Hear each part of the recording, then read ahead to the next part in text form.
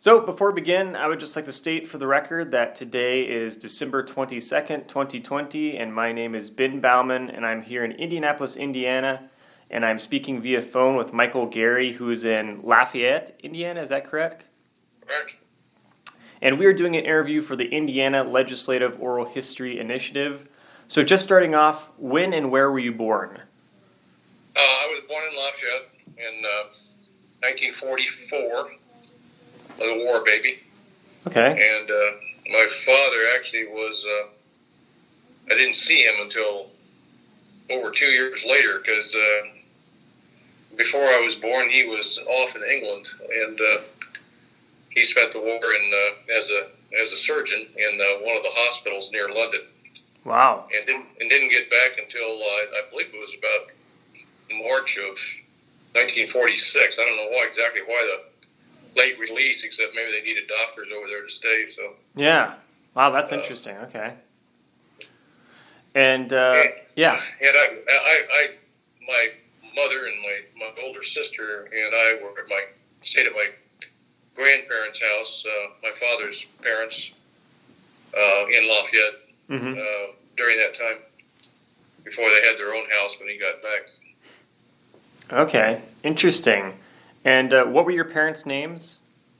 My father's name was Richard E. Gery, Gery. Okay. And my mother's name was Iris Gale. Oh, okay. Beeman, actually. She was born down in Martinsville. Interesting, okay. And where was your family from before Indiana? How far back do you want to go? Well, as far back as you want, I guess. Well, I mean, I don't know the history of everybody. Yeah. My one set of grandparents were my father's father was from Colfax, which is only about 20 miles south of Lafayette. Okay. And my grandmother, my father's mother, they have a really kind of interesting history. They go clear back to the 16, times of the Mayflower. And oh, wow, okay. Yeah. And came from Vermont, and they went to Iowa, spent time in Iowa, and my grandmother's father, pretty interesting guy named A.V. Eaton, and he was in the Civil War, and he was born in 1844 and became a dentist, but was in the Civil War from an Iowa regiment, and he was spent the whole 3 or 4 years of the Civil War west of the Mississippi. Wow. Not too many people think about west of the Mississippi being part of the Civil War, but he fought in Arkansas and places like that. Wow. Yeah, that's and then they were from Anamosa, Iowa. And I think one of the things I kind of caught is my grandmother was there about the same time that Grant Wood was born there. So she may have known Grant Wood, the picture of the old couple with the pitchforks. Yeah, wow. And famous artist there from Anamosa. And then he had some health problems. He was a dentist, had some health problems, and moved back to southern Indiana for several years, and then they moved up to Lafayette from there, and he operated what we might think of now as I think it was a guest house back then, but it was probably more like a B&B kind of arrangement, a little bit bigger than that, less than a hotel, but bigger than a B&B type of arrangement. And it was a place where people had parties and wedding receptions and all that kind of stuff, right down on the river here, which was the building's not there anymore. But, okay. Anyway, and that's the history. My grandmother went to Lafayette High School, and I think graduated in 1902 and married my grandfather in about 1906, I believe. And then the only place I remember was the house that they bought. That became a place where I hung out a lot when I was really young, which was only about 4 or 5 blocks from where my parents lived. Yeah, okay, that's interesting. Now, what were your parents' occupations? My mother, I believe, my father's a doctor. You guys went to IU med school, and I think right after they were married, they were living in, I think, in Woodruff Place in Indianapolis for a year. Oh, okay. Where he was getting his, I think the med school was shorter than his residency, where he became a surgeon. I don't know exactly how they did it back then, but I think then finally he got his full medical degree and moved to Lafayette, I think, I believe 1939. Spent, about 3 years, joined the Arnett Clinic, which was a small clinic that's become a much bigger place, or did before it merged with hospitals. And then I can't remember when he was called up, but he spent about a year in Texas, Lubbock, I think, which he thought was sort of the end of the world, end of the earth, I think. And then from there, in 1943, he shipped out to England. Never knew exactly. I think it was pretty highly classified where he worked, because I think they didn't want the hospitals bombed or something like that. Okay. So it was around London someplace, and he was there for 2 to 3 years. Yeah, that's interesting. So, how would you describe your childhood growing up then? In Lafayette? Yeah. I don't remember much of it before I was 3 or 4, but I do have an early political memory. I remember when I was probably about 4 and a half, I guess it would have been. My parents, we lived in a little small house over on a place called King Street in Lafayette, and I remember them going out the door to vote. Okay. November of 1948, and I'm sure they voted for Dewey. Mm-hmm. I think doctors were all Republicans at that point. I don't know. Yeah. And I also remember a little later on, it might have been when I was maybe probably the next one. I remember my father had a friend who was a local county, I think he was a surveyor or something like that, or auditor, I can't remember.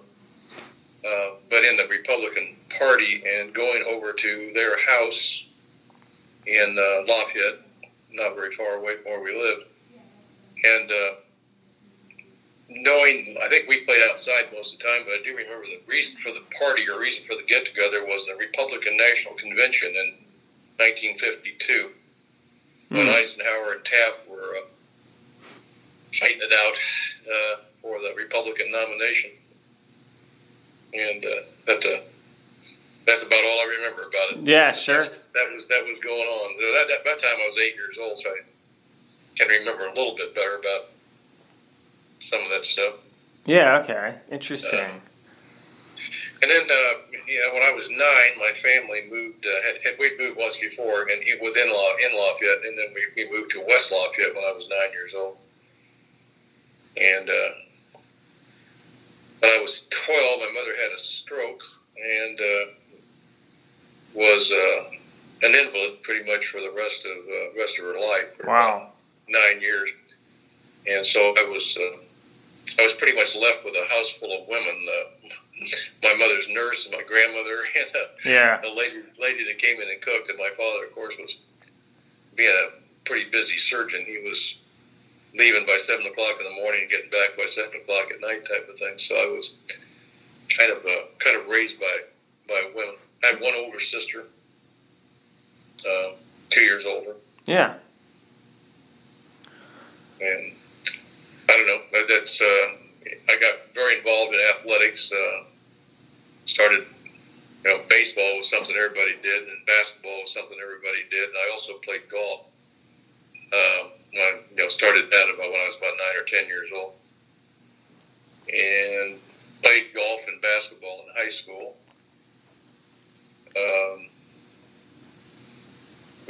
West Lafayette was the big basketball school.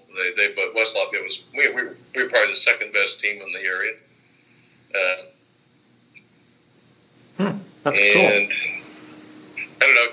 I continued playing basketball. After I went to college, not in college, but I played in some independent and industrial leagues and things like that. So, and then in golf, I was better in golf than I was anything else. I played I went to college at Purdue, which was all of about 6 blocks from where we lived. Yeah. And I was on the golf team at Purdue, and I played on 2 of the Big Ten championship teams. Wow. There in the about mid 1960s, and I will say with this, during the time I was in the General Assembly, there wasn't any question I was the best golfer in the General Assembly. Yeah, that would the best golfer ever in the General Assembly. I don't know of anybody who was really pretty good. That's possible. Yeah. You go back to the 1920s or 30s, maybe somebody played golf back then. I don't know. Yeah. Anyway, my majors in college were history and political science. Oh, okay. And then I was married between my sophomore and junior years, very young. And my wife and I both went to IU for grad school. Yeah. Okay. And I got a Master's of Arts in Teaching in History and Education from IU. Yeah. And okay. Cool. That's where I got the teaching credentials. I was a student taught. Moved back, after 2 years, and moved back to Lafayette. I got a job at West Lafayette, my alma mater, and teaching in government history, econ, social studies type stuff. Right.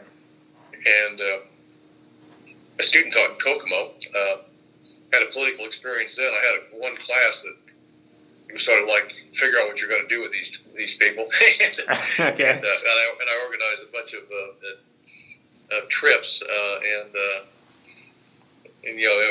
to look at businesses and this sort of thing and go through all those kinds of things. But also I took them down to the courthouse square when Bobby Kennedy came through to campaign in Indiana in 1968. Wow. And so we saw Bobby Kennedy and his wife Ethel. Yeah. And that was a kind of important. I got involved a little bit in politics that year in the 1968 Democrat contest for the nomination, and actually I was for McCarthy, Gene McCarthy. Okay. Yeah.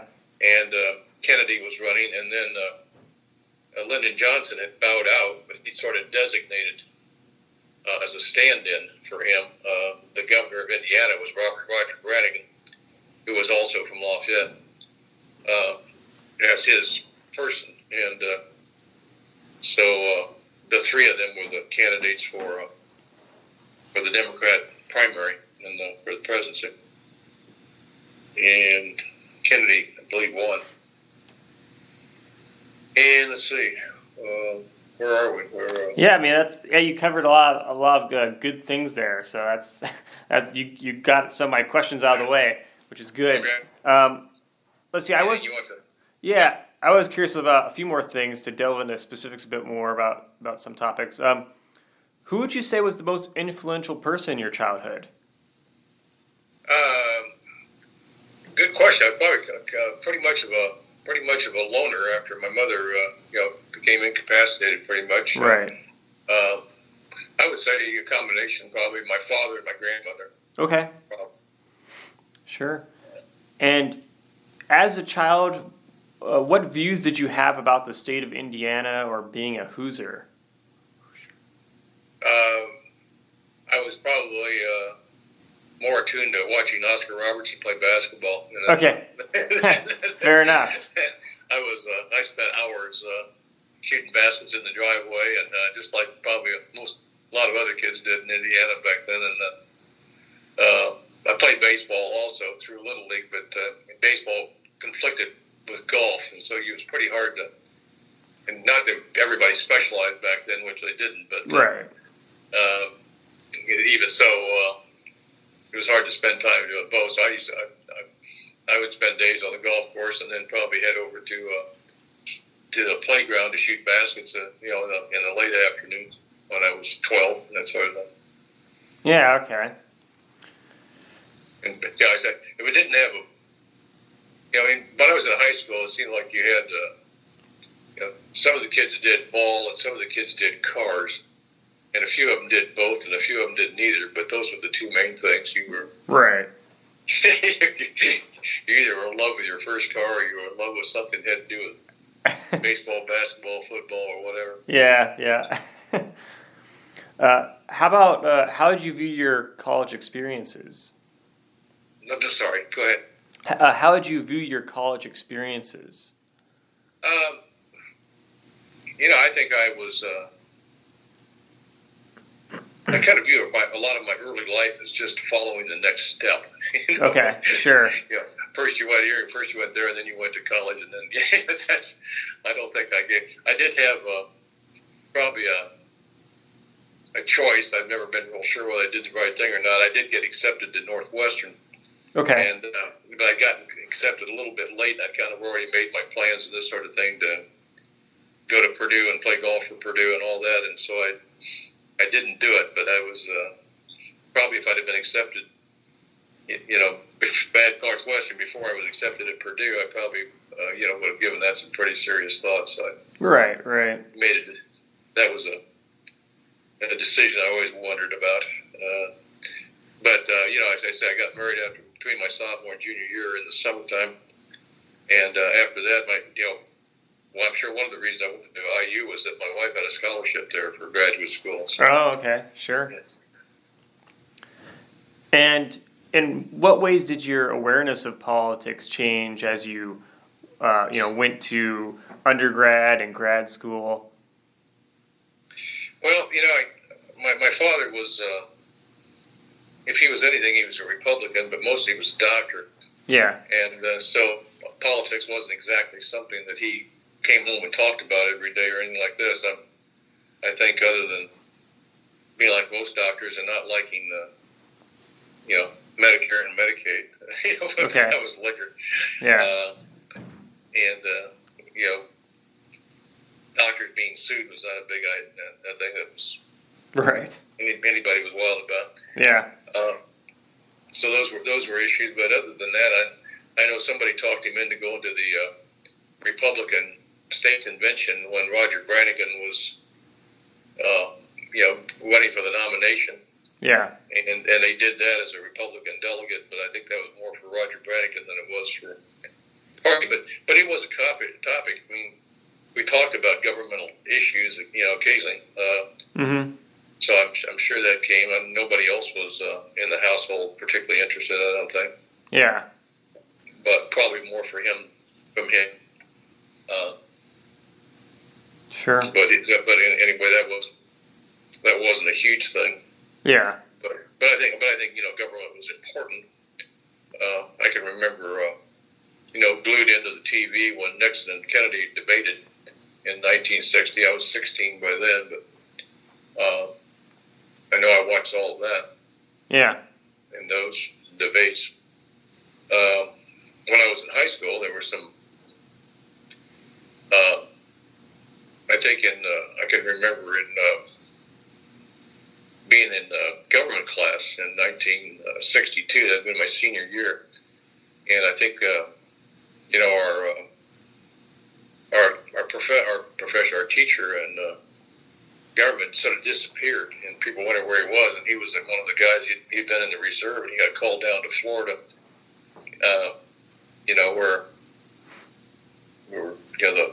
the missile crisis and all that was going on, and so that was kind of interesting. Yeah. And, I would say one of the person that probably got me thinking about politics a little more was a guy named Floyd Fithian, who was a congressman. He eventually was a congressman. He was just running. He was a professor at Purdue. Yeah. Okay. And ran for Congress in 1972, and I helped him on his campaign. And we also had a congressman here that the incumbent was a guy named Earl Landgraf, who probably have to read something about Earl Landgraf. He was quite controversial in himself. I mean, mm-hmm.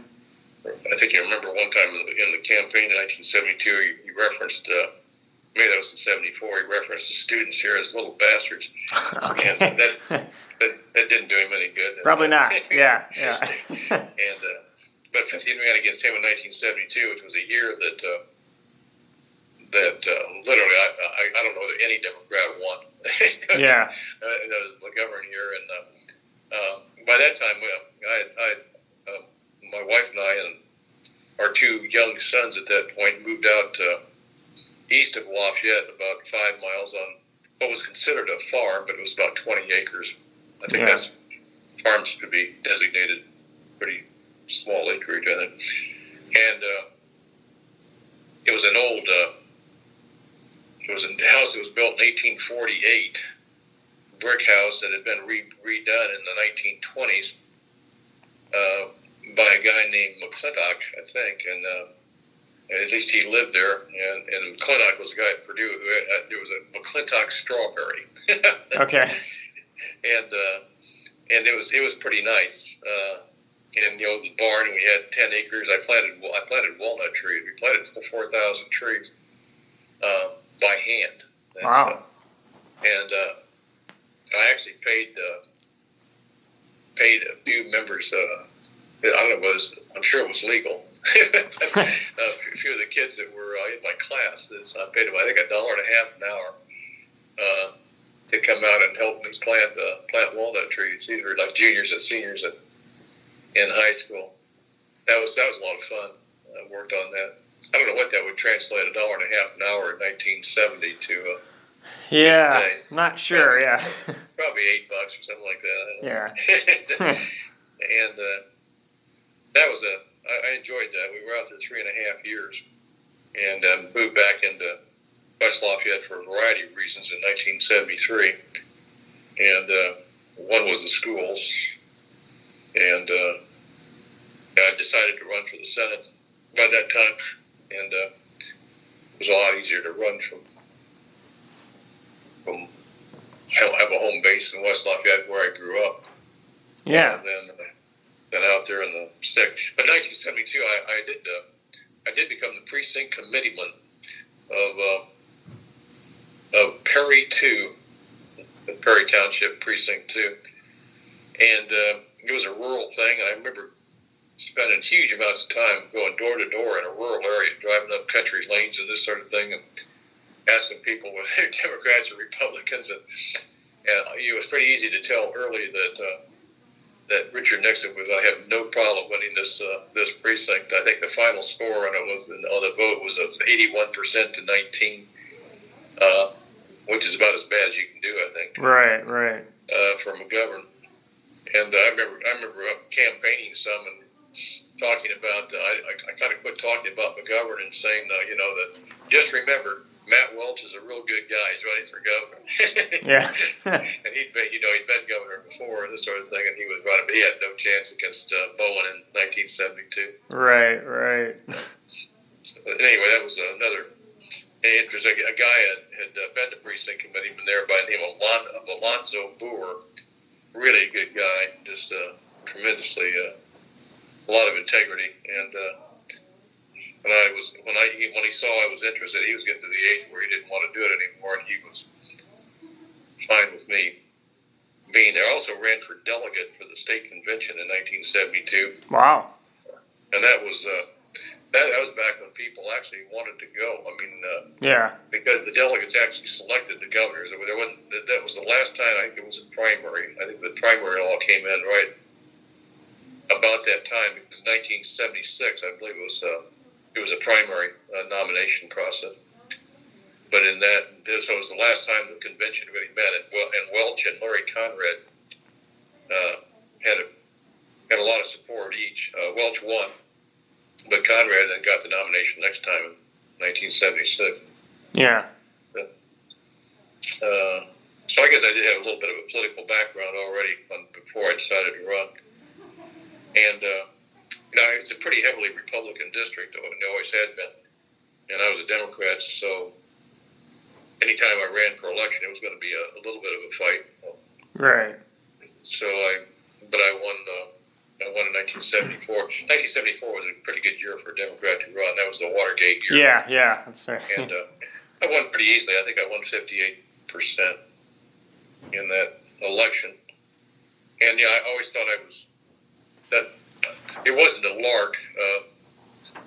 Why in the world do you think you can win as a Democrat type of thing, because there was a lady that had run before in 1970 against the guy that I was going to run against. The guy's name was Jess Andrew. He's had a family history that went back mainly in the House, I think, before he became the senator there. But she had run a pretty good race, and she'd won 46% or something like this. And I just felt that I had a lot of advantages, that she didn't have. I lived there all my life, and played ball, and my father was well known, and my grandparents were well known, and, right?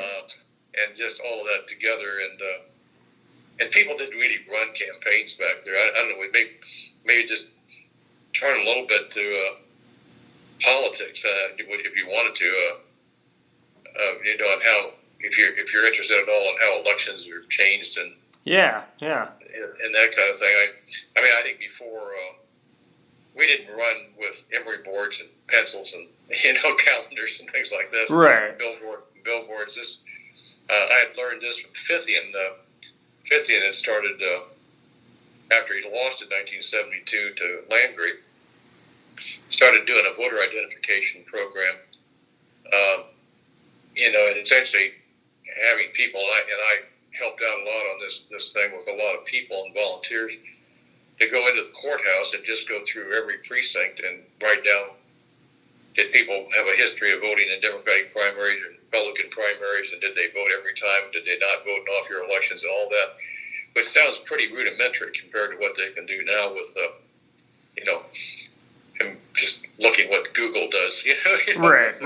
Without knowing everything that you want, which pops up on your computer before you even know you want it.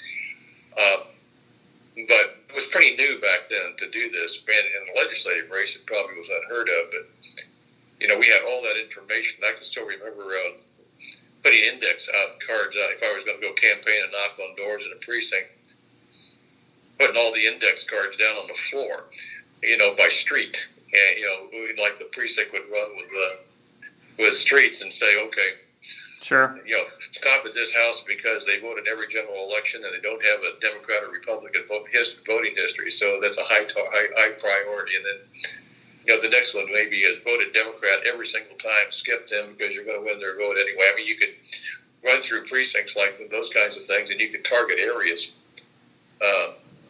The ISTA got involved in all this. They started targeting, and they say, here are the precincts that you need to campaign in. And I said, Jesus, I'm way past that part. We've targeted people individually. Like I say, in 1974, this was really new territory. I don't think anybody was doing that kind of thing that I know of. And that was the kind of thing that we sort of brought. That was the modern era of politics. Right. And then it got a lot better.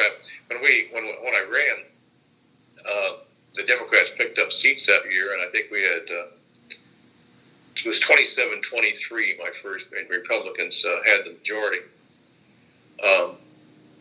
And we had in the summer of 1975, or maybe it was 76. I can't remember. We had a golf fundraiser. I organized a golf fundraiser along with another person, and as far as I know, it was the first golf fundraiser anybody had. That became the in thing to do with all the caucuses, to tap the lobbyists and other people, to contribute. I know we raised $13,000, and we used that money. A friend of mine and I, Louis Mayhern, you may have probably talked to him or what. And we went around and visited all our top candidates, that we had hoped in 1976. I remember it was such a good time. We made up campaign slogans for all the ones that wanted to put their name on pencils and hand them out. Oh, okay, yeah. And which we thought was silly because we wanted it in TV and radio and things like this, and tried to persuade them to spend our money wisely. But we were making, handing out, 1,000 here and 1,000 there to various candidates, and we won in '76. We picked up 5 seats and took the majority. And so that's the last time the Democrats had the majority in the Senate. Yeah. Wow. So that'd be probably a topic you want to talk about, as the demise of a political party in the legislature, and why it happens, and that sort of thing. Yeah, definitely. Somewhere along the line. But anyway, we won,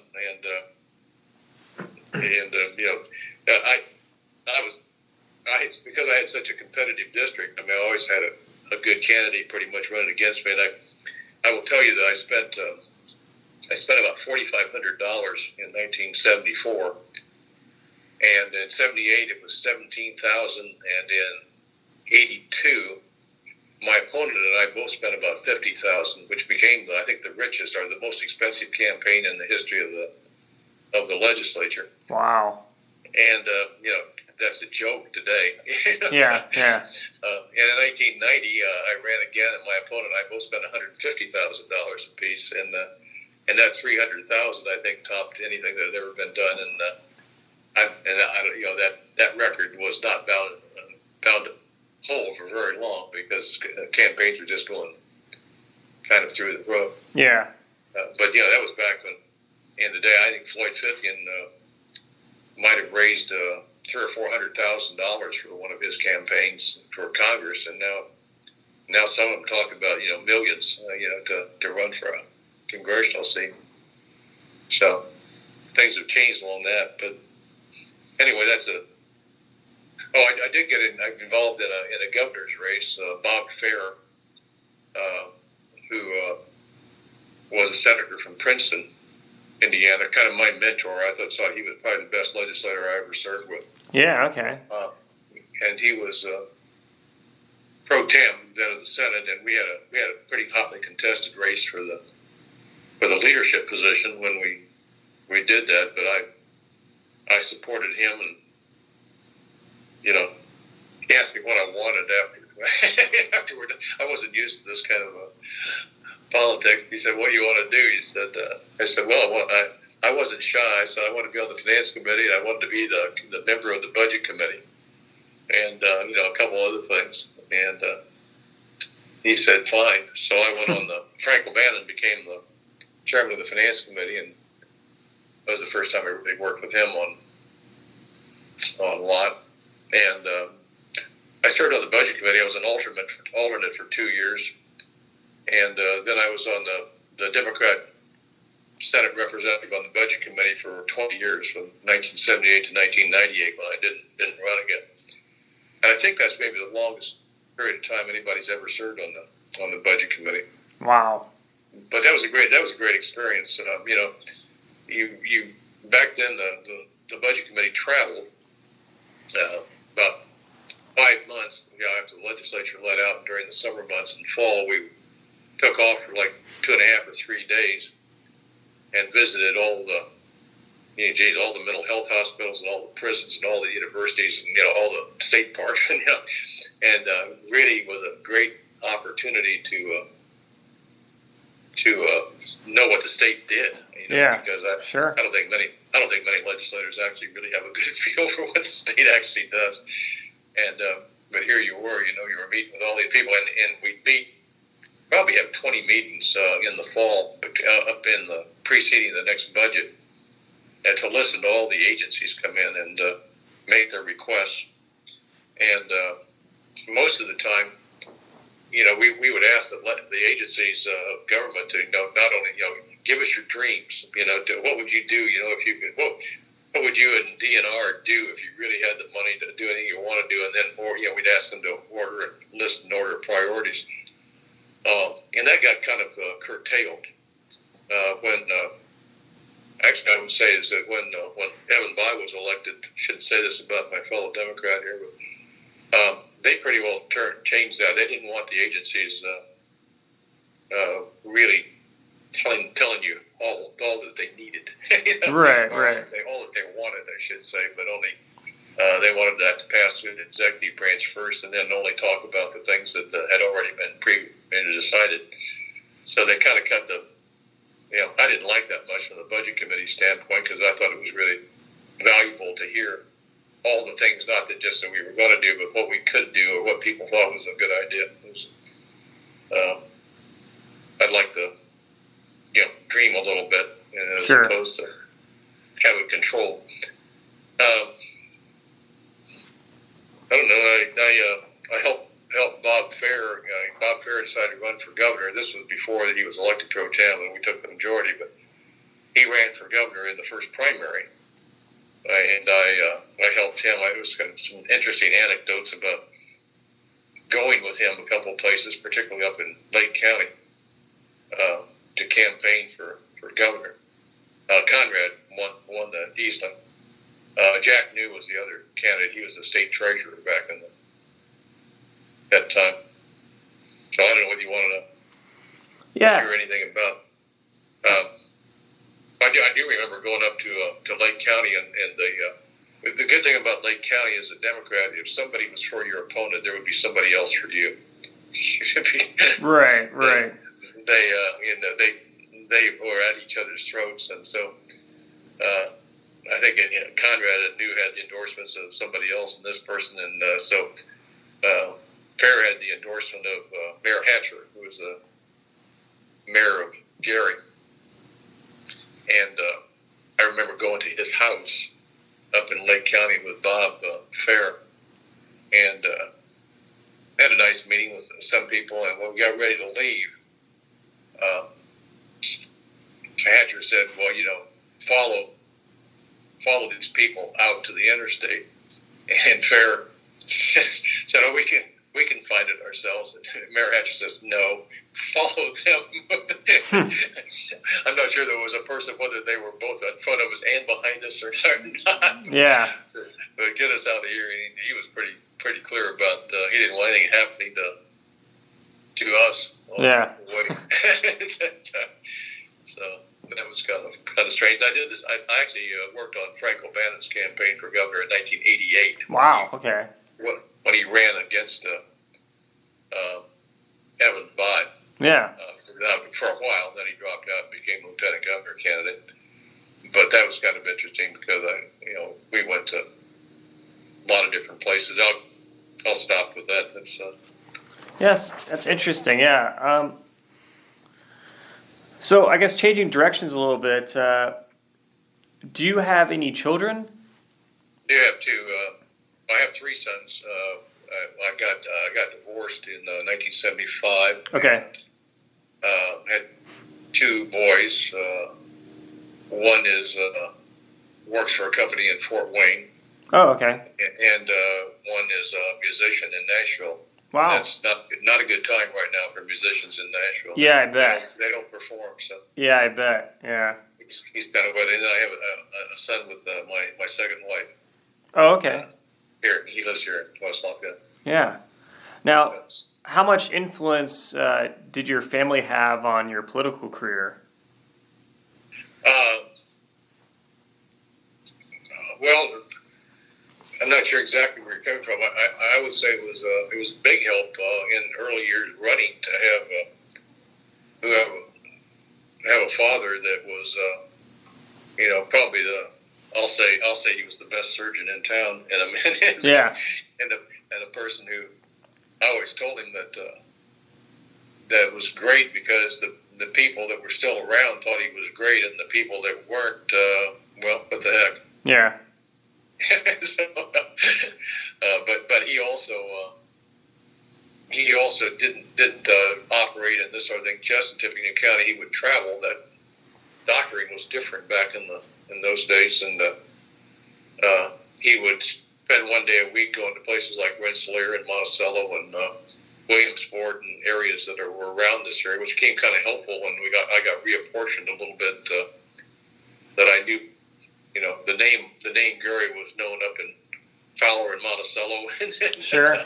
Rensselaer and all these places, that were now in my new district. But that was extremely helpful because the whole family had grown up in the Lafayette area. My grandfather, actually, the first time I campaigned, and the second, maybe I would go into houses where they didn't know my father, but he knew my grandparents. Oh, okay. Yeah, that works. So I know that had to be a help. I always won by enough. I'm not sure there was any one thing ever made a difference, but it certainly was helpful.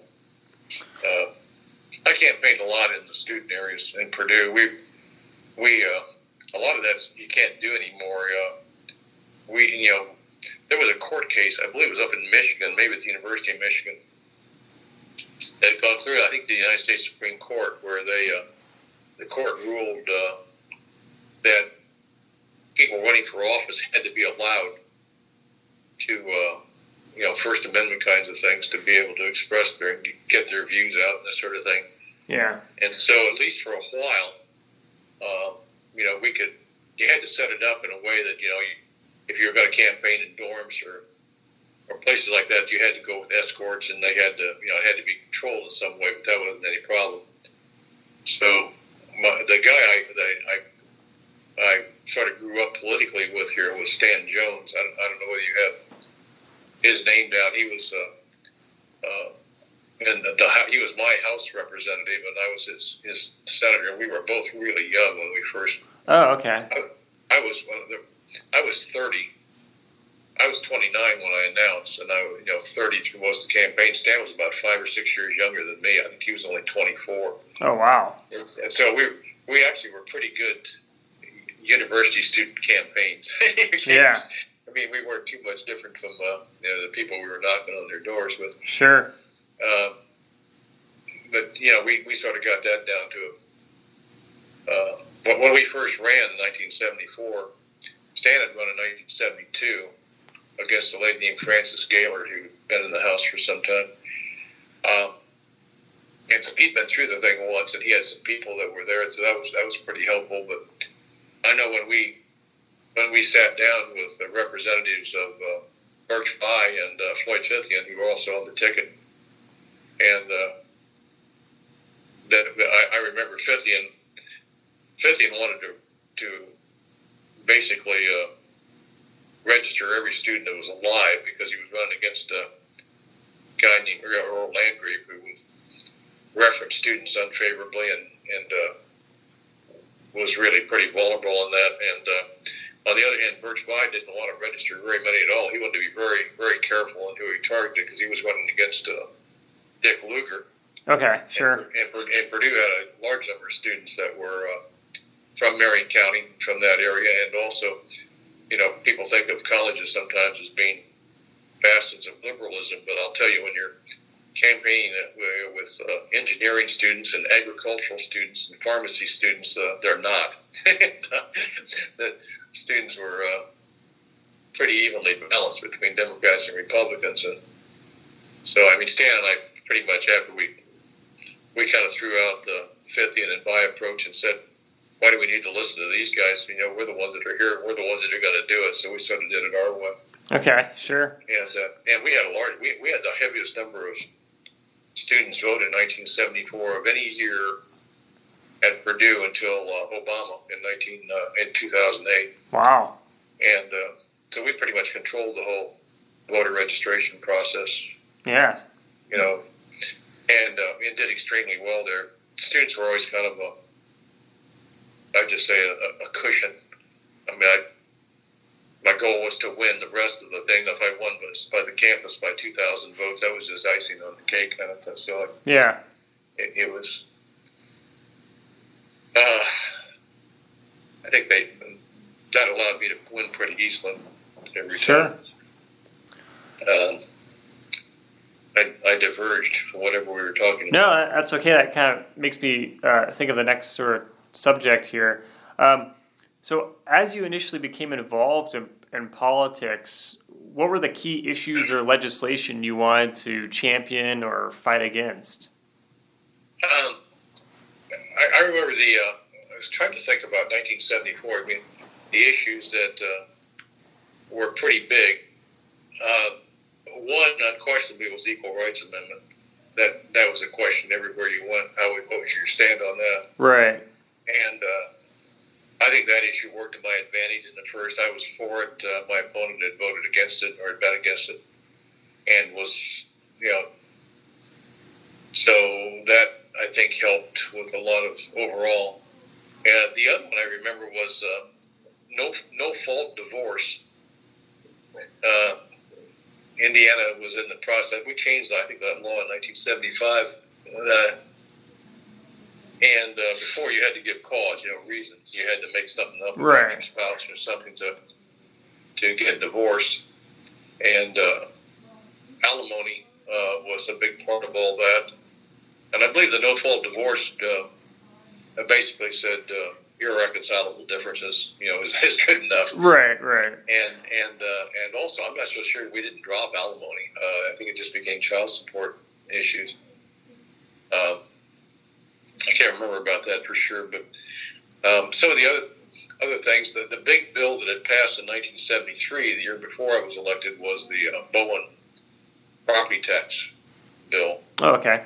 Which changed the way we related to, particularly regard to, it involved both schools and civil governments, which were dependent on the property tax, and this really moved away, particularly on schools, which were probably predominantly, majority of their funding came from property taxes until that bill. I believe there were income and sales taxes that both got raised in the 73 bill with the idea that the state would take over a lot more of funding and change the school funding formula. If you want to talk about the school funding formula later, if that's any big part, I did get pretty well versed in that at the time. And, okay. But that's an extra 10 or 15 minutes. So you don't want to do that. But that was the school funding formula was always the big deal, and how that was going to break out. Yeah.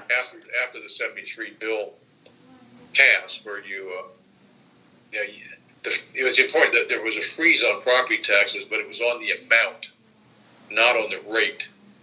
So that was a pretty key distinction, because what it did was it froze the amount that you could raise total. It didn't matter whether the value of the property was going up or the assessed value, I should say. But and I think the Bowen administration finally admitted that they knew it couldn't last that way, because you just wouldn't have if you just kept that always going down.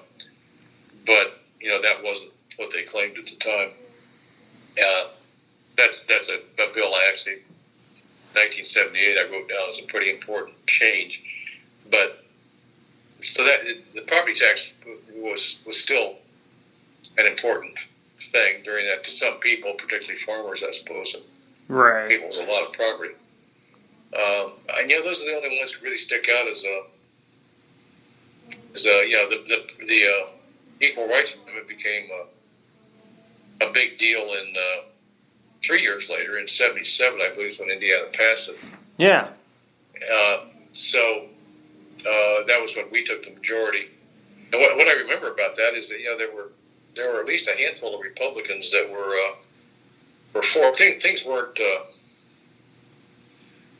There's a big change in the way after about 1980, I think, and the Reagan Revolution and all that type of thing came through, and things like abortion. Roe versus Wade was in 73, right there about that time. But abortion had always been a little bit of an issue, but it never became the dominant one until later, as far as the cultural world is concerned. But Roe versus Wade kind of changed a little bit of that, but it took a while. And just as a side, one of the things, it must have been about 1976 or 7, in the mid 70s locally, and I'm sure that they did this around the state in different areas.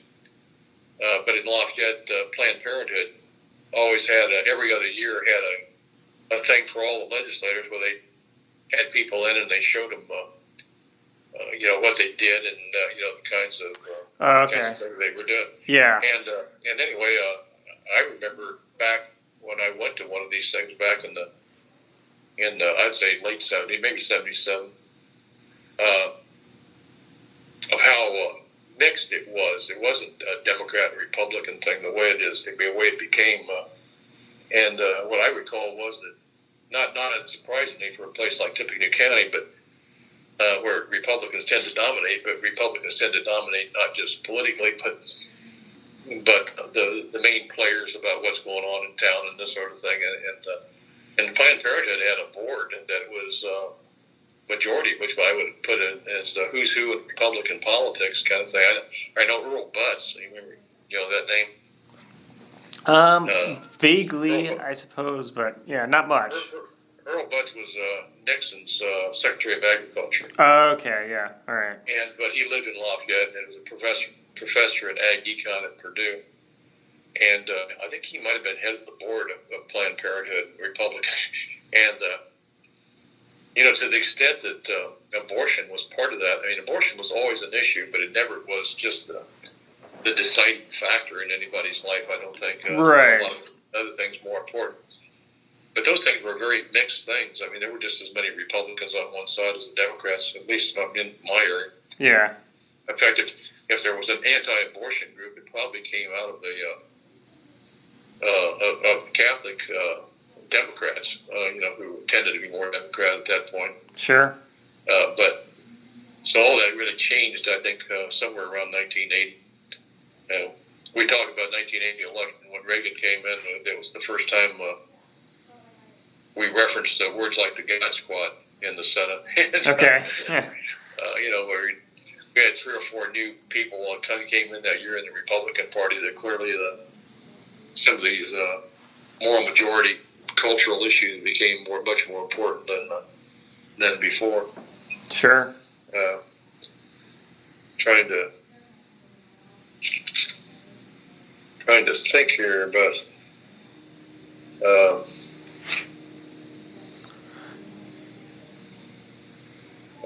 talk about the budget committee, I guess.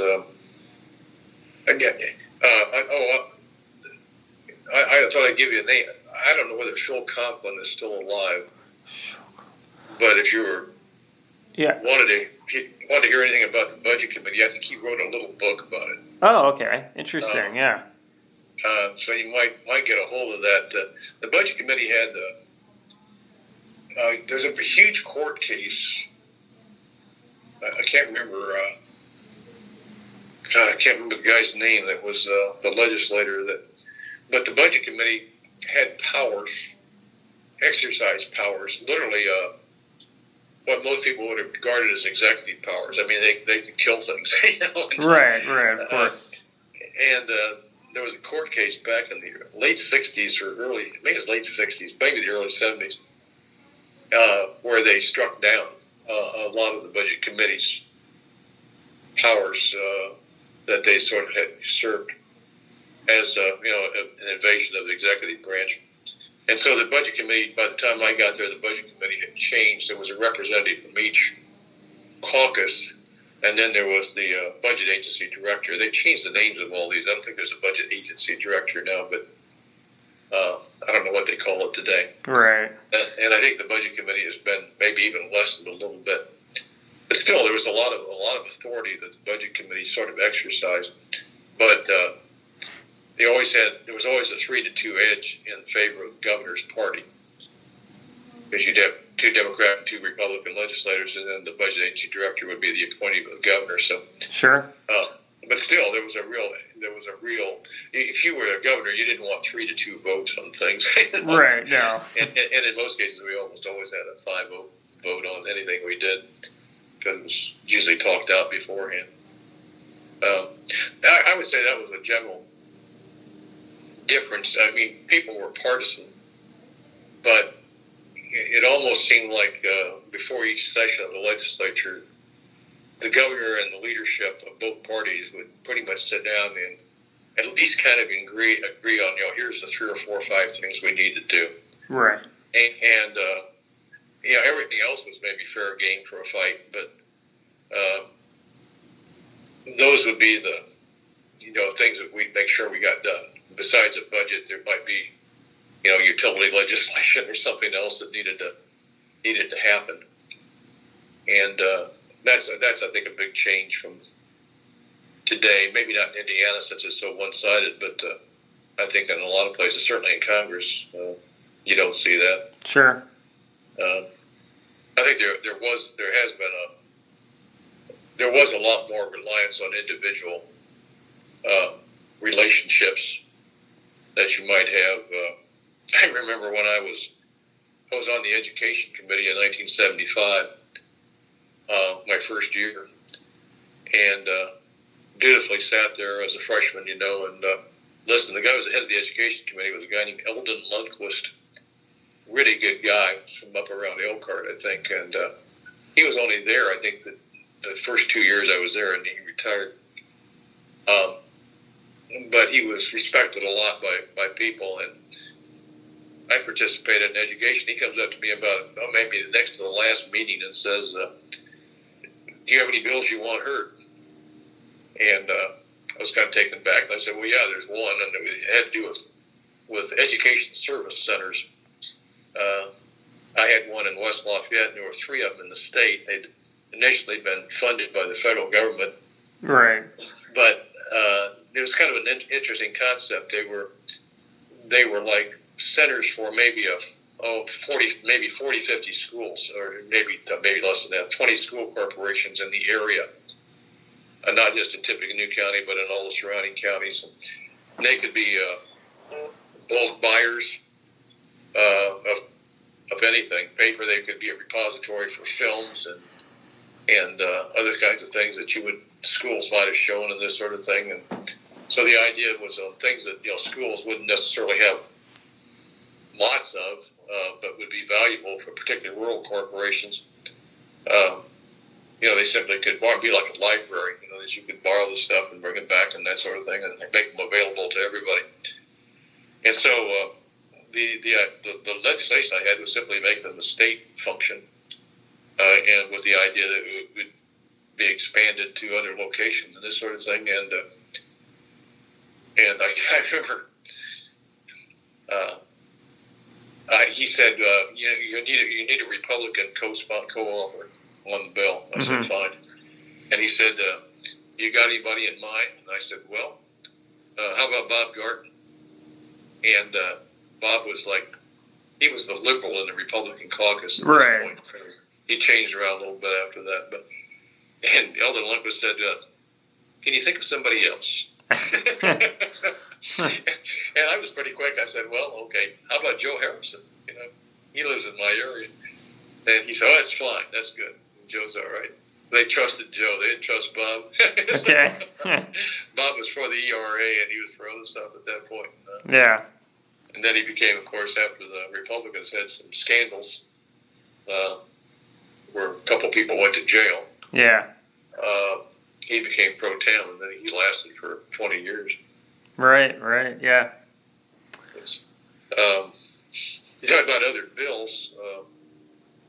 ERA vote, I remember that. That was pretty intense on the floor. Yeah, okay. I know Rosalind Carter had to call Wayne Townsend, I remember, to ask for his support. I don't know whether Wayne was going to vote against it or not, but he sort of hinted that Rosalind ought to do this, and so she did. So that passed. I was 26-24 in the Senate. Very close. Yeah. Close vote. I remember I mentioned the 73 property tax was a freeze on how much on the dollars. By 1978, Governor Bowen, this had run its course, and they needed to change that amount freeze to a rate freeze. So it's interesting that it was the Republicans and Bowen that said my property tax bill isn't working. Okay. It needs to be changed. And we had the majority, so the bill had to pass the Democrat Senate. And I remember we had an all-out fight in our caucus about whether we were going to support this change. And we had people that, we had 2 or 3 large farmers. I mean, Woodrow Wilson and Wayne Townsend, I think it was somebody else that was farmed, that absolutely did not want to change this. And the Republicans did kind of a neat thing in the House. They included a bill that was going through to create new courts in the state. And they threw that in with the property tax bill, and that put about 2 or 3 of our members in a real quandary. Tom Teagan, who was our majority leader from Anderson, and he had a new court in Madison County. he had wanted to get for like 5 years, and they stuck that bill right in there with it, so he had to vote for one or against the other. And I remember the vote in our caucus was 15-13. in our caucus right. to go ahead and put the bill up. There was enough Republican votes to go along with Bowen that anything we put up was going to pass, probably with half of our votes and half of theirs. But so we passed that bill. That had a huge impact, on the whole property taxes, because now in effect it was the property tax bill, the freeze was broken. I mean, once you went to a rate freeze, Right. You got a lot more money from that. And then, do you want me to go along with some of the ones that I thought were? Yeah, go for it. Yeah, absolutely. I'll have some other questions later. So yeah, keep going. Yeah. I'll just pick a couple of them. In 1982, being on the budget committee, and also with Stan Jones and Marilyn Schultz was his assistant there on the budget committee. We had been saying, and particularly they had gone around the state with a program of saying, that the state's in miserable shape, financially, it's all going to fall apart. I don't know whether anybody listened to it, but the reality is it was true. And are you there? Yeah. Okay, I just got a beep on this thing. Oh, yeah. So I actually ran that year. I had probably my toughest race up to that point. I had a really good opponent.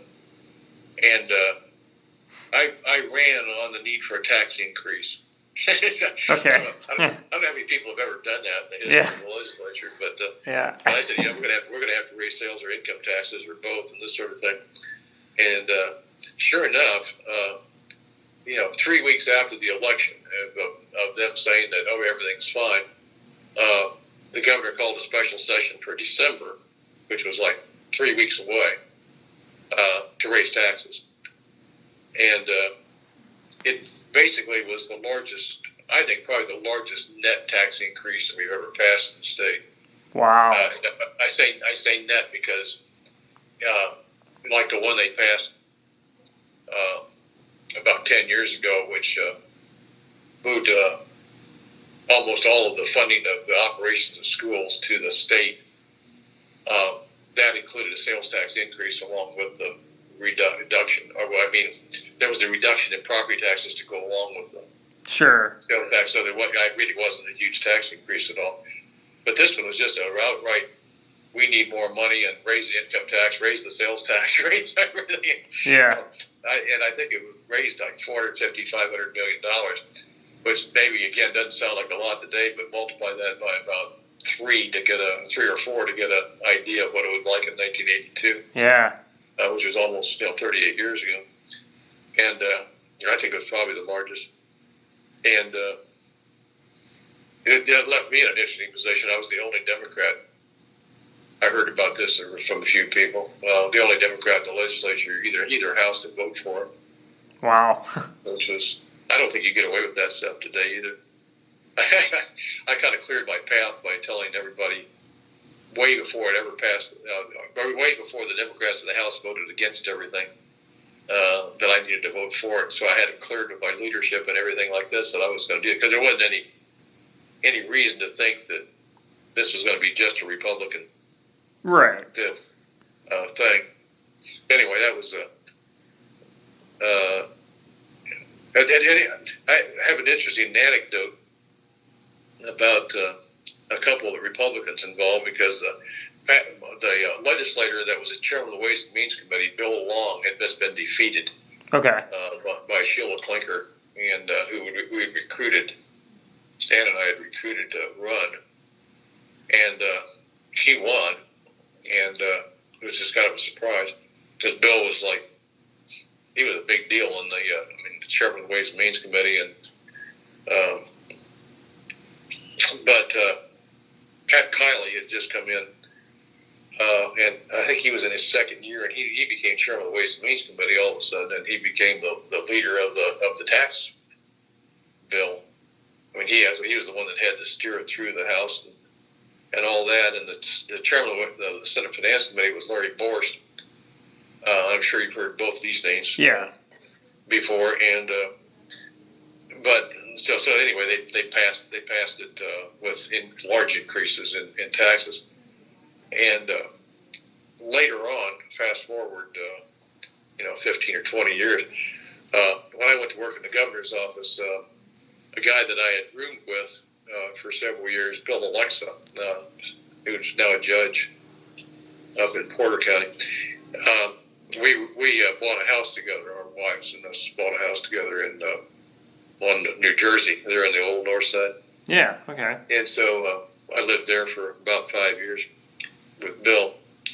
And we had to have some parties. And we became one of the social gatherings during this. And we had a lot of people over. And anyway, we somewhere around year 2000, maybe in the late 90s, 99 or so, we had a party and had Larry Boris and Pat Kiley were both there. And they literally almost, they got into an argument about who was most responsible for the tax increase bill.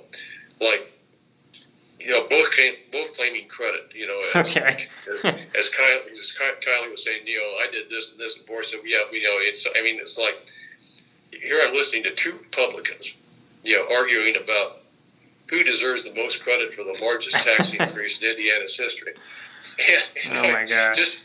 Just going to show that ego triumphs over everything. Yeah, that's wild. I want to be known as the number one child abuser in Indiana, type of thing. Yeah. Oh my gosh. That was kind of funny. And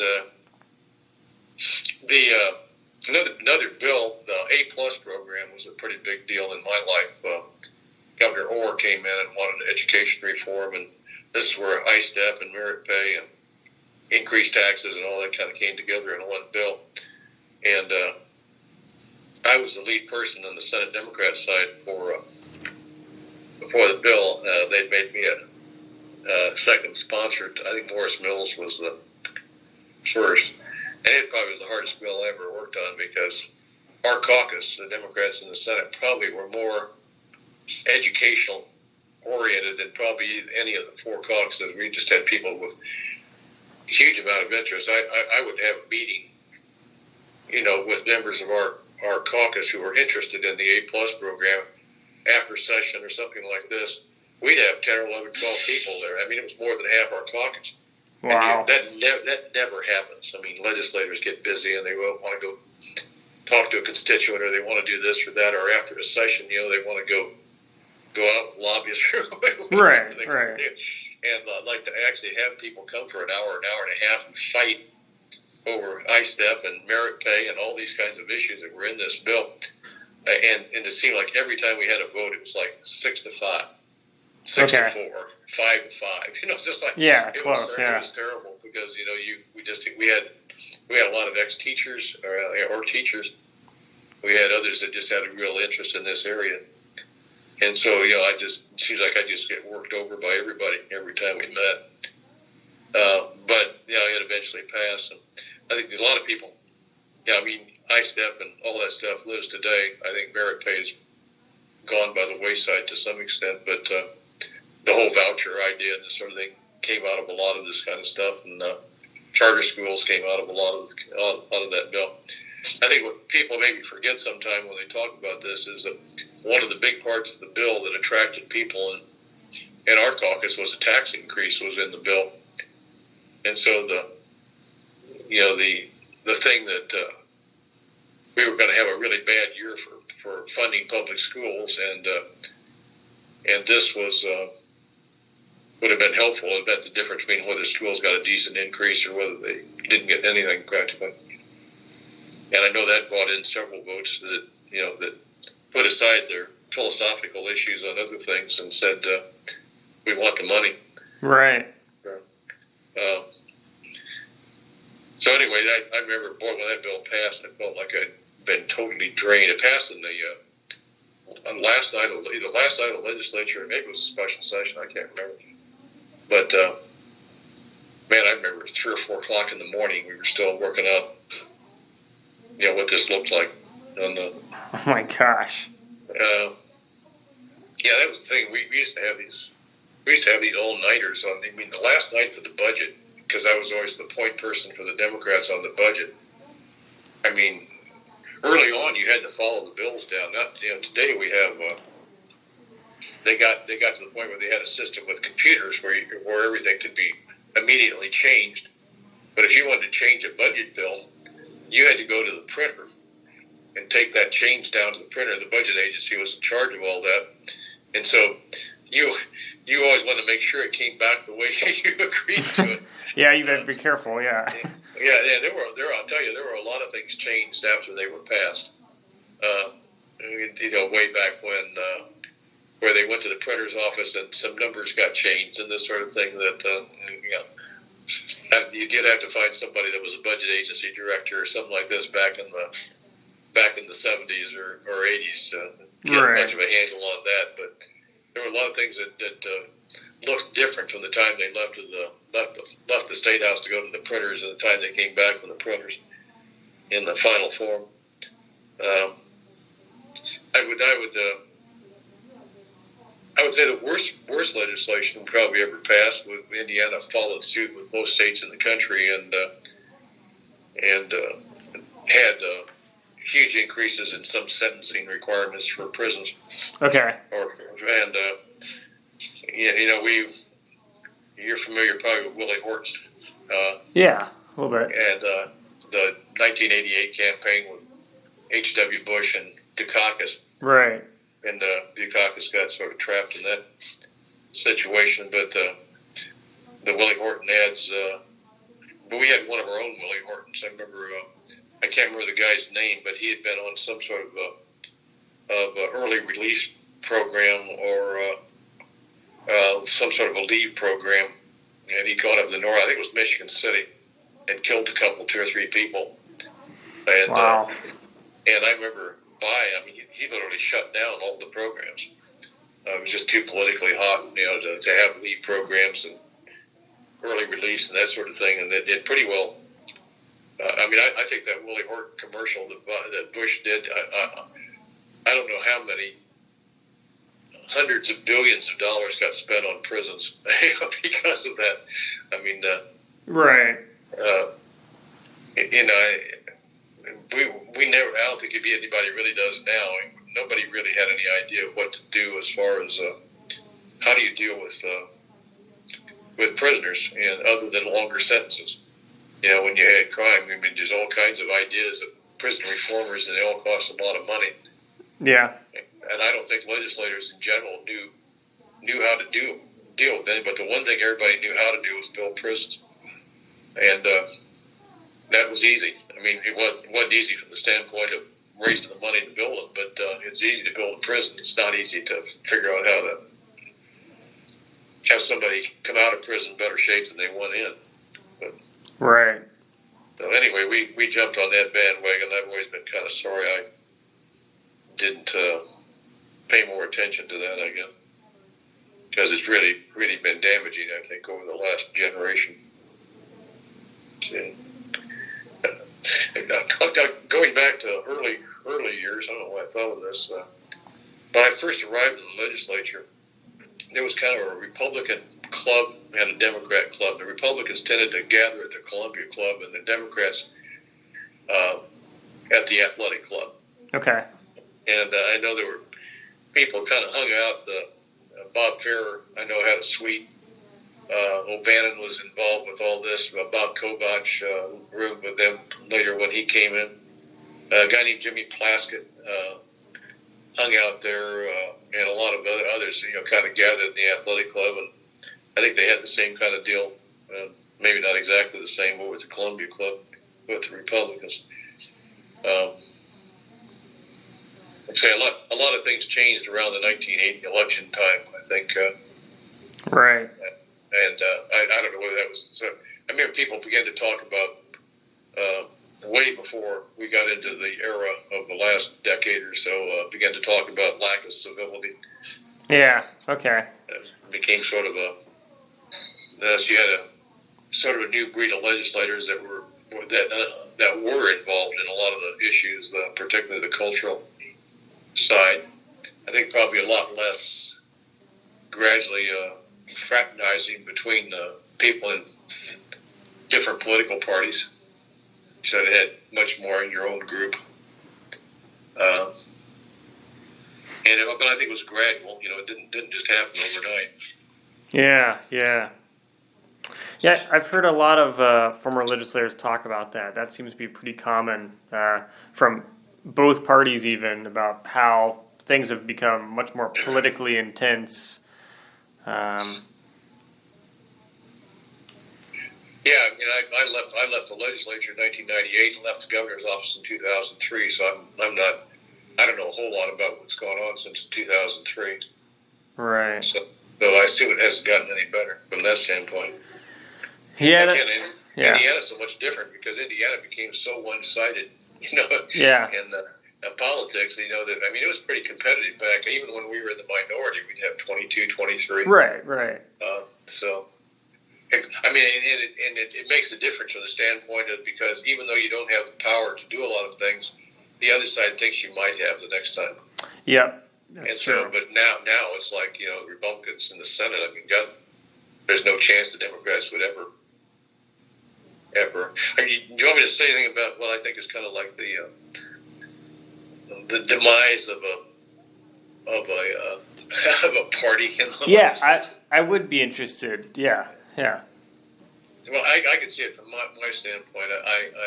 We were in the majority, and we lost. 78 was a kind of a disastrous election, right?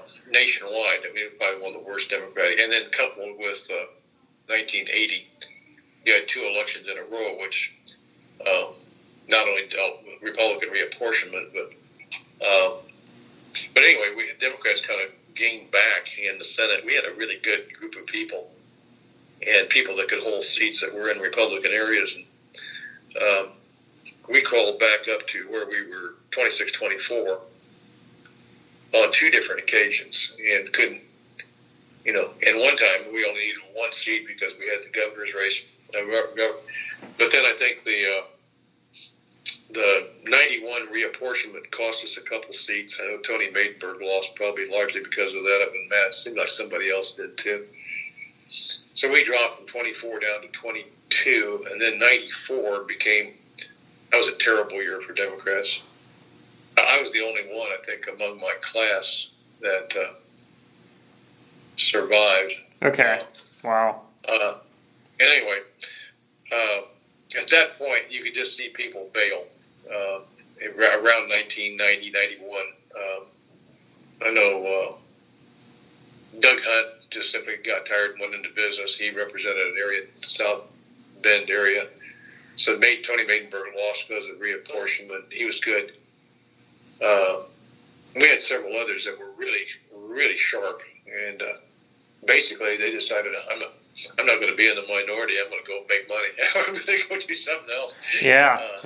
And just like one by one. And then when O'Bannon came in to be governor, immediately Bill McCarty headed for the Public Service Commission's office, chairman. And, just like one by one, but districts we never could win back, because once we lost those. And then all of a sudden you're down to, instead of 24, you're down to 22, and then you're down to 20, and then people say this is hopeless. And so the two or three really good people you've got left go. And then all of a sudden, it really is hard to recruit candidates because you don't have anything to offer them. Right. Yeah. You're not going to be in the majority. You can make something up, but people are pretty smart about those kinds of things. And gradually, it's just like nobody cares. And then your leadership, you tend to get in arguments about, you can't take another staff. We need another staff member, and that becomes a big thing, or something pretty petty. You just got nothing. And also at the Senate side, people, the lobbyists and all the people that would give money for a while. I don't think this is even true in the House now, but in the House you got a chance every time to improve substantially anyway, because they're all up for election. But in the Senate, that's not true. You only got, if you've only got 17 seats and there's only 3 that you could possibly win, everybody knows the best you can do is 20. So you're not even in the House. At least you got 100 seats that are up every time. So all the money then flows to the House. and so you just ended all of a sudden, and nobody, and then it didn't. Yeah, what are they now? 9 or something like that. Yeah, it's something like that. I mean, and nobody cares. I mean, it just seems like I don't say nobody cares. I mean, but yeah, it's such a long road back. Right. How do you do it? Why would you? Yeah, we could be in the majority by 2029. But, yeah, I mean, it is interesting to think about because so I mean, to you, does it seem like what happened is that the state of Indiana became more conservative over time, and that made it really hard for Democrats to get elected, and then it got to a point where Democrats just kind of who were interested in sort of staying, just kind of lost interest, and people just feel like, well, we're so far behind, it's too hard to even play catch up. Yeah, I think it's all of the above. Yeah. You talk about people always ask me what I considered myself, liberal, conservative, all that sort of thing. Right. And since I can't even tell you today what those terms mean, I don't think anybody else can either. But, yeah, it's definitely morphed quite a bit. Everybody uses them. I mean, everybody has bought into this. You're a liberal or a conservative. Yeah. Without even I watch public television, and shoot, they even do that. I mean, they don't even make a distinction. They're like, what? I'm saying, what are you talking about? Right. But I said to people that when I was elected, I was a moderate, and I moved to the right and became a liberal. So, yeah. Because I think the state moved that way faster than I did. Sure. There is one thing about being on the budget committee. When you work with numbers, there is a leveling. I mean, there's a coming together. People, when they see the same numbers, they tend to think the same way. And I found myself doing that, like, sort of what would be considered liberal programs that I actually saw at work. I say, oh my God, why are we spending money on this or something? Yeah. Or vice versa. But that's the problem with some knowledge. You're like I think it was Roger Brannigan always quipped that another great story ruined by an eyewitness. Instead. Yeah. Just say, trying to think of anything else that would be. I don't know. Any particular you want to? Yeah. So I have a few more questions for you. Sure. So you covered a lot of stuff. So might jump around a little bit here, but just some sort of gaps I wanted to clarify, perhaps. What was your first election day like? Knowing that you were officially going to be part of the Indiana General Assembly. I remember. Particularly, I look back and I look at pictures of myself in the paper and this sort of thing that they took. I mean, I was really excited. Yeah. Okay. My young kids were all there, and everybody was really, really happy. Running, at least the way we did it, is a huge involvement of a lot of people. I mean, I don't think anybody does these things by themselves. The ability to organize volunteers and to organize fundraising and do all these kinds of things. And the candidates themselves did most. Right. Back then, these campaigns. I don't know what they're like today, to tell you the truth. And but boy, we did I had a representative in every department at Purdue. Like to be the point person in that department. Like there were about 50 of them, and because not just engineering, but like all 9 engineering schools. I had a person and a deputy in each one, and I mean it was a huge job. Sure.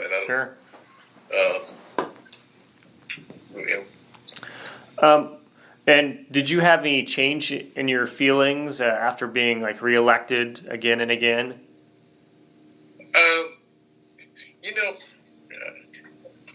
I think I'm sure it became a little less exciting. The election I had the first time in '78, again I won pretty easily, but it was it was a bad year, and voting was way down on both sides. Yeah. And then 82 was a really big one. 82 and 90 were the two big ones I had. In 82, I was running against also a West Lafayette guy who was a star on the basketball team and went to Dartmouth and came back and was within joined one of the bigger law firms in town, and really had a lot of people that knew him. Right. So having my leads, I won by as much that time as anybody. Really worked at it, and it was the first time I ever had sort of an election that got into the cultural kinds of things. I mean, he ran a slogan to put a Christian in the state house, and that was the first time I ever kind of ran into that. It's like, well, I'm not really religious. None of this stuff ever. But boy, I'll tell you what, I must have had 25 people that in West Lafayette that were Jewish, have a check in the mail the following week. Okay. Yeah. I mean, it was the first time I ever sort of got into that. This is the God Squad, election time. Right. That's the thing. I think it was a big mistake on his part for the district I had. The people weren't quite ready for that at that point in time. But and in 1990, I ran against the deputy county prosecutor, and he had a lot of support, a lot of resources, and it was a lot tougher campaign. I say that was probably the most expensive campaign in Indiana. I think we both spent about $150,000. Right. Which for 1990 was, I don't know what you'd have to multiply that today, probably $1 million. Sure. That's one of the reasons I kind of always had a feel for how much it takes to do the things you need to do, and I look at some of these things like some of these U.S. Senate campaigns where they're, that this thing in Georgia where each side probably has, $300 million or something like this to spend.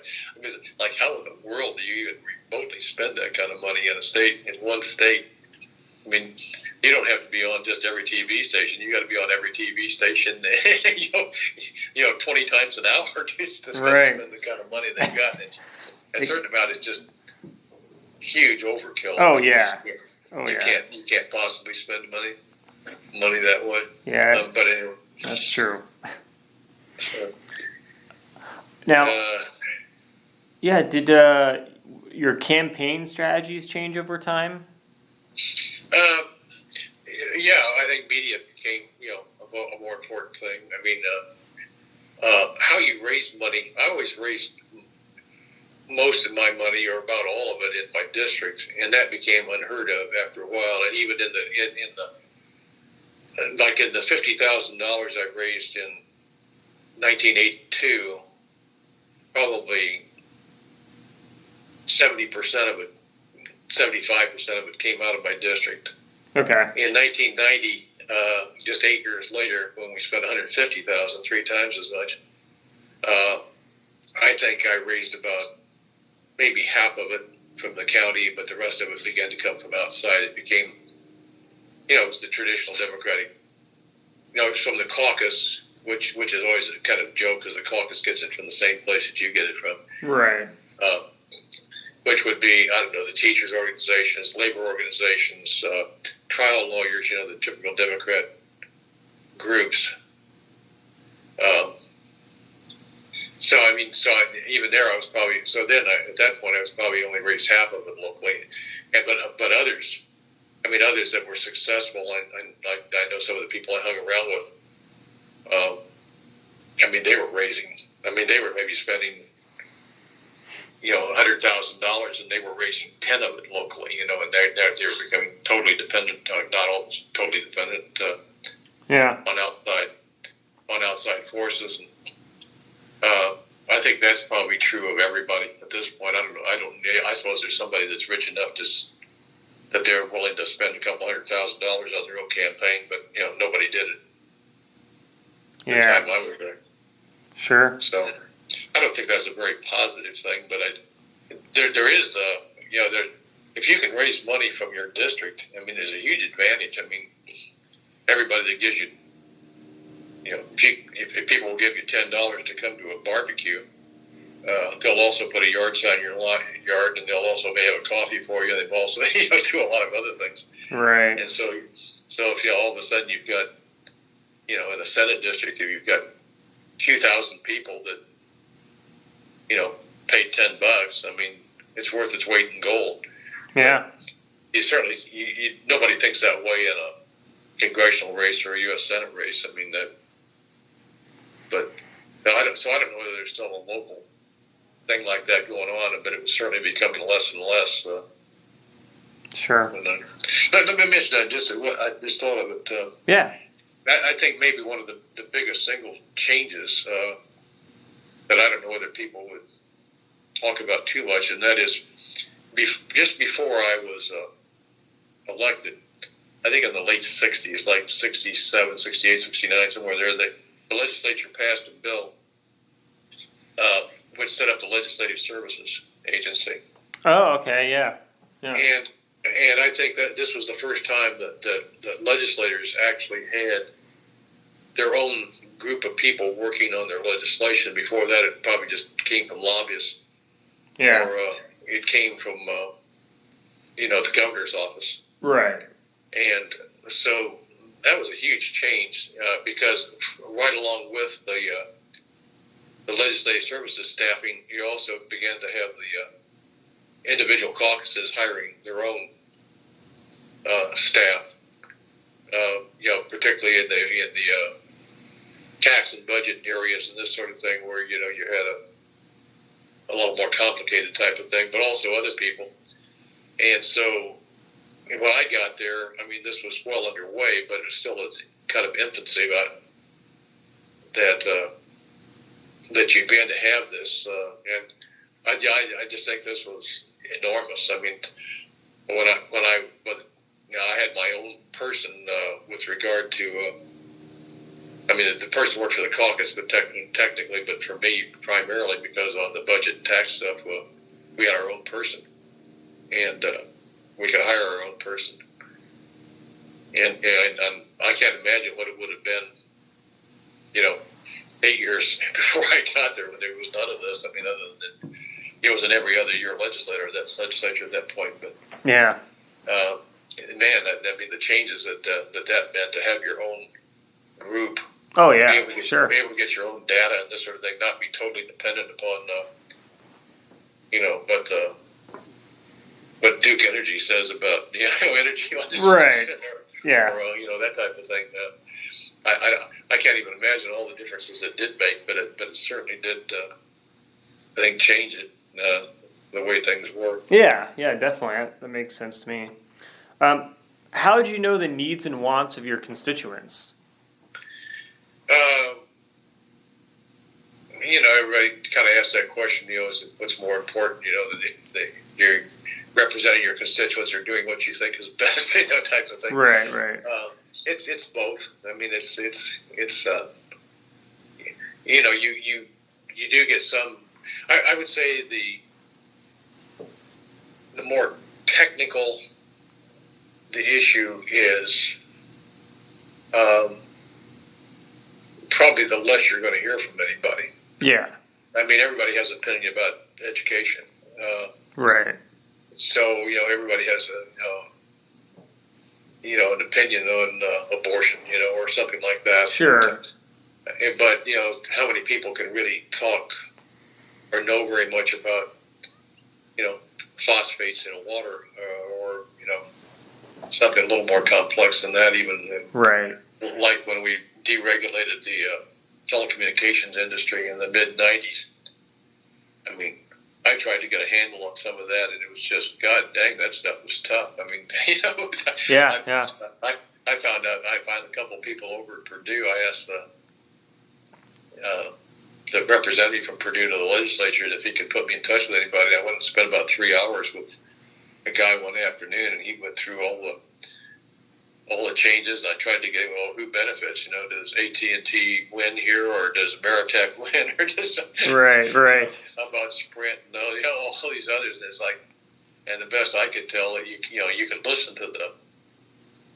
to the groups, but you know that the bottom line was what they were interested in, and it was a huge thing. I mean, it's just like enormous, and the implications were huge. I'm not sure I ever did get much of a grasp on all that, except I came to the conclusion that it's all about the money. It didn't have much to do with anything else as far as they were concerned. Sure. But that stuff's really hard, and how much your constituents can influence you on things like that, which are just only just a handful of people in the state even really can understand. Oh yeah. Is I'm not sure now. I suppose if you had a constituency that was thought the right to own any weapon you could have, including rockets or something like this, and walk down Main Street with them. If 90% of the people favored that, maybe that would influence your position, and or maybe it wouldn't, and you'd go against it and just make yourself a one-term legislator. Right. Yeah. That type of thing. But those are the kinds of things that a lot of people have opinions on, and it's just like so do legislators. And so like when I ran the first time, I ran as a supporter of the Equal Rights Amendment. Yeah. And I wasn't about to change my opinion. If I'd have taken a worthwhile poll, if that could have been done, and found that the majority of my constituents were against it, that wouldn't have made any difference to me. Right. I mean, I'd run on it. So beat me the next time. Yeah. So I don't know. Those are No, that makes sense. Yeah. I suppose there are some people that are so have the feeling that they know so much about the issue that they don't care what their constituents say. I don't know. That would be interesting, yeah. I don't think there's too many people like that. Yeah. On the other hand, I don't think you listen to every, if some group comes to see you and they're all supportive of something, I think you got to be well aware that, they represent still a pretty small number of people. Right. I know on beer baron, legislation, we had a Budweiser, Anheuser-Busch plant here in town, and I don't know, they had 300 employees or something like this, and I got index cards, postcards from them about, vote against such and such and such and such, and I actually sent a letter back to every one of them and said, could you give me some specifics about, exactly why you're opposed to this bill or you're for it? I can't remember which one it was. I didn't hear from a single person. Wow. And what happened? Somebody just went down the line and got signatures and put a stamp on it and sent it in. They didn't know what they were signing. Yeah. So, yeah. You got to be aware of those kinds of things too. That's not like anybody really cared. Sure. Do you remember the first bill that you ever sponsored? Well, the first bill, like I said, back in that 75 session, when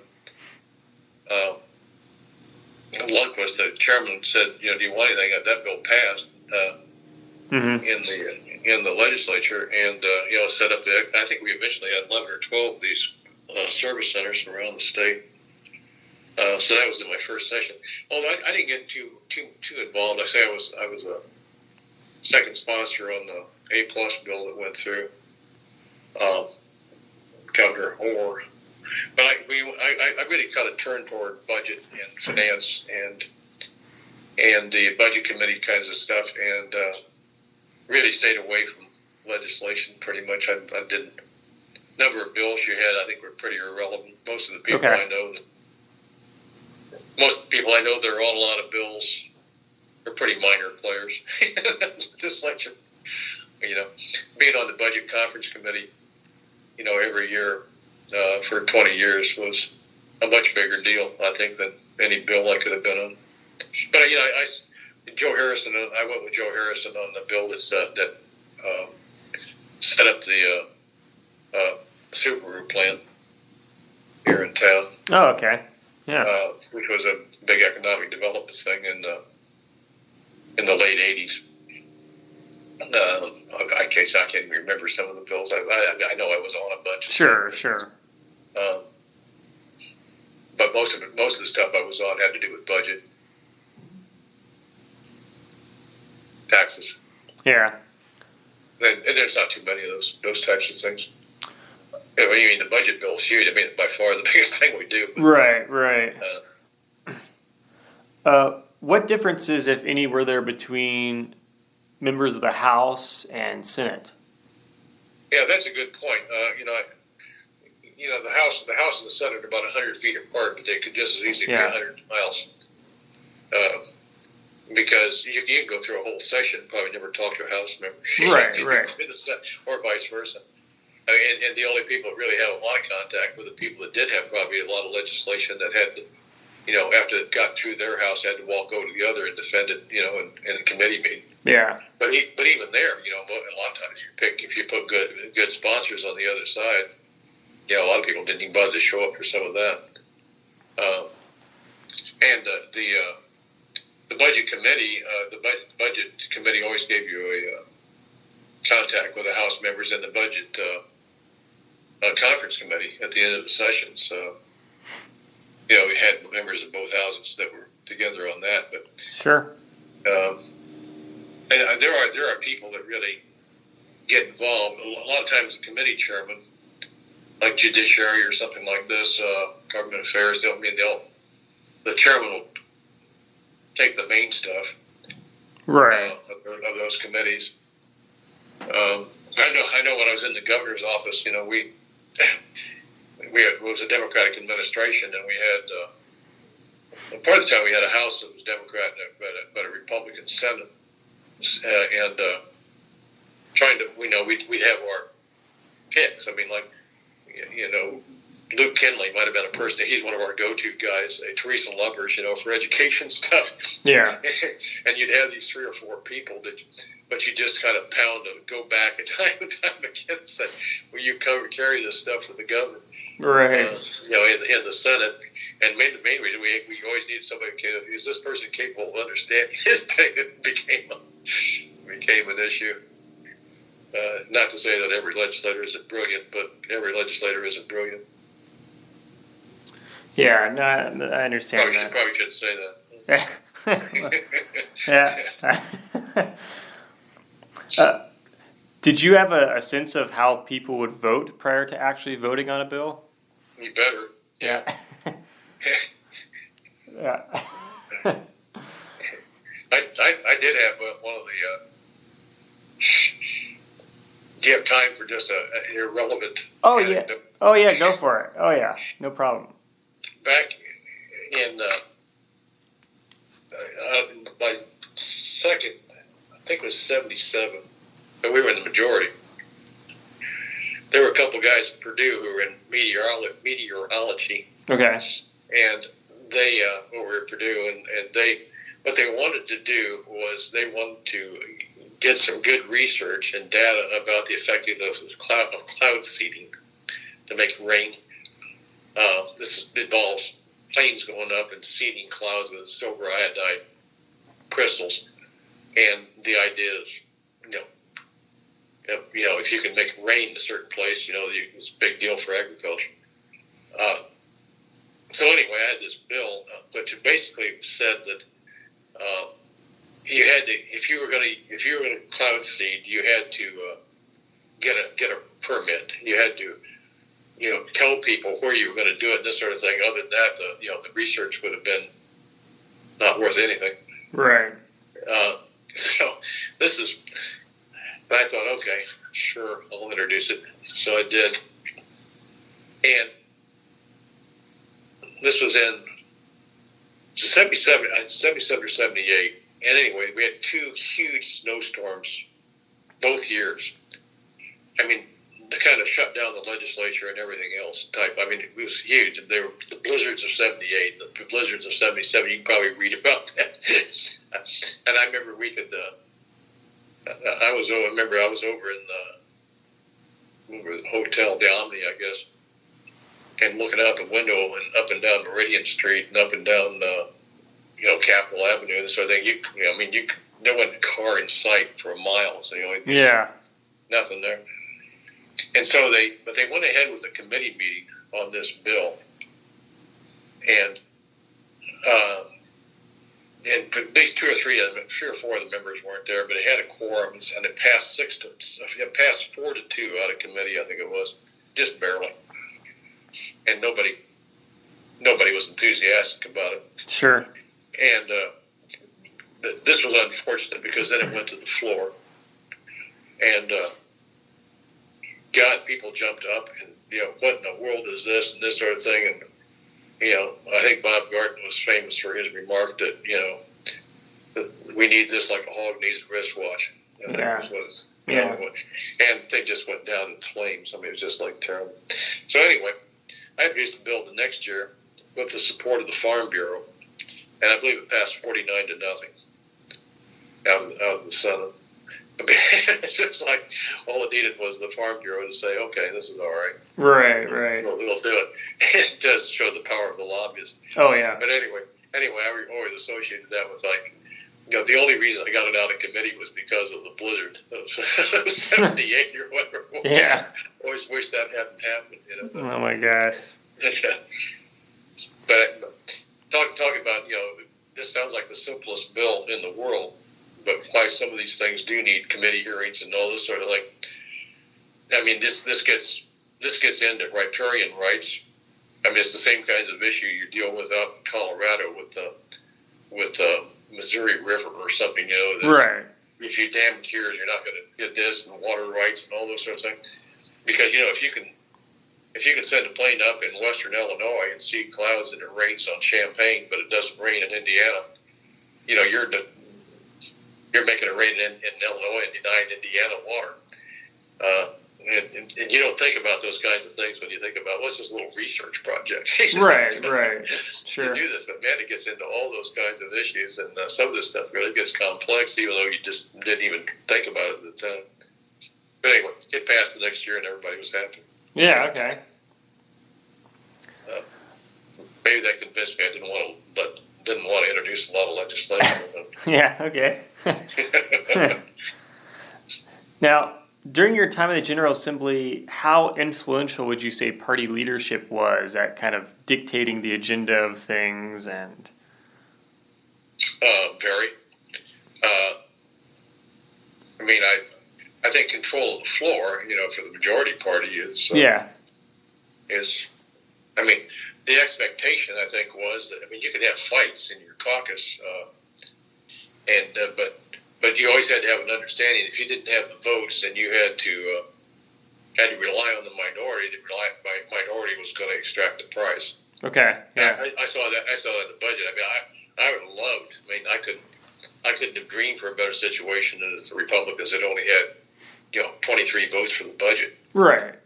I mean, if they needed us for 3 votes, it could have been worth millions to people in our caucus. Yeah. For the stuff that they wanted in there. So, it was really important that you had 26 votes if you were going to put something up if you were in the majority. Yeah. So I have a sympathy for some of that. Like, Congress gets bogged down and can't do anything.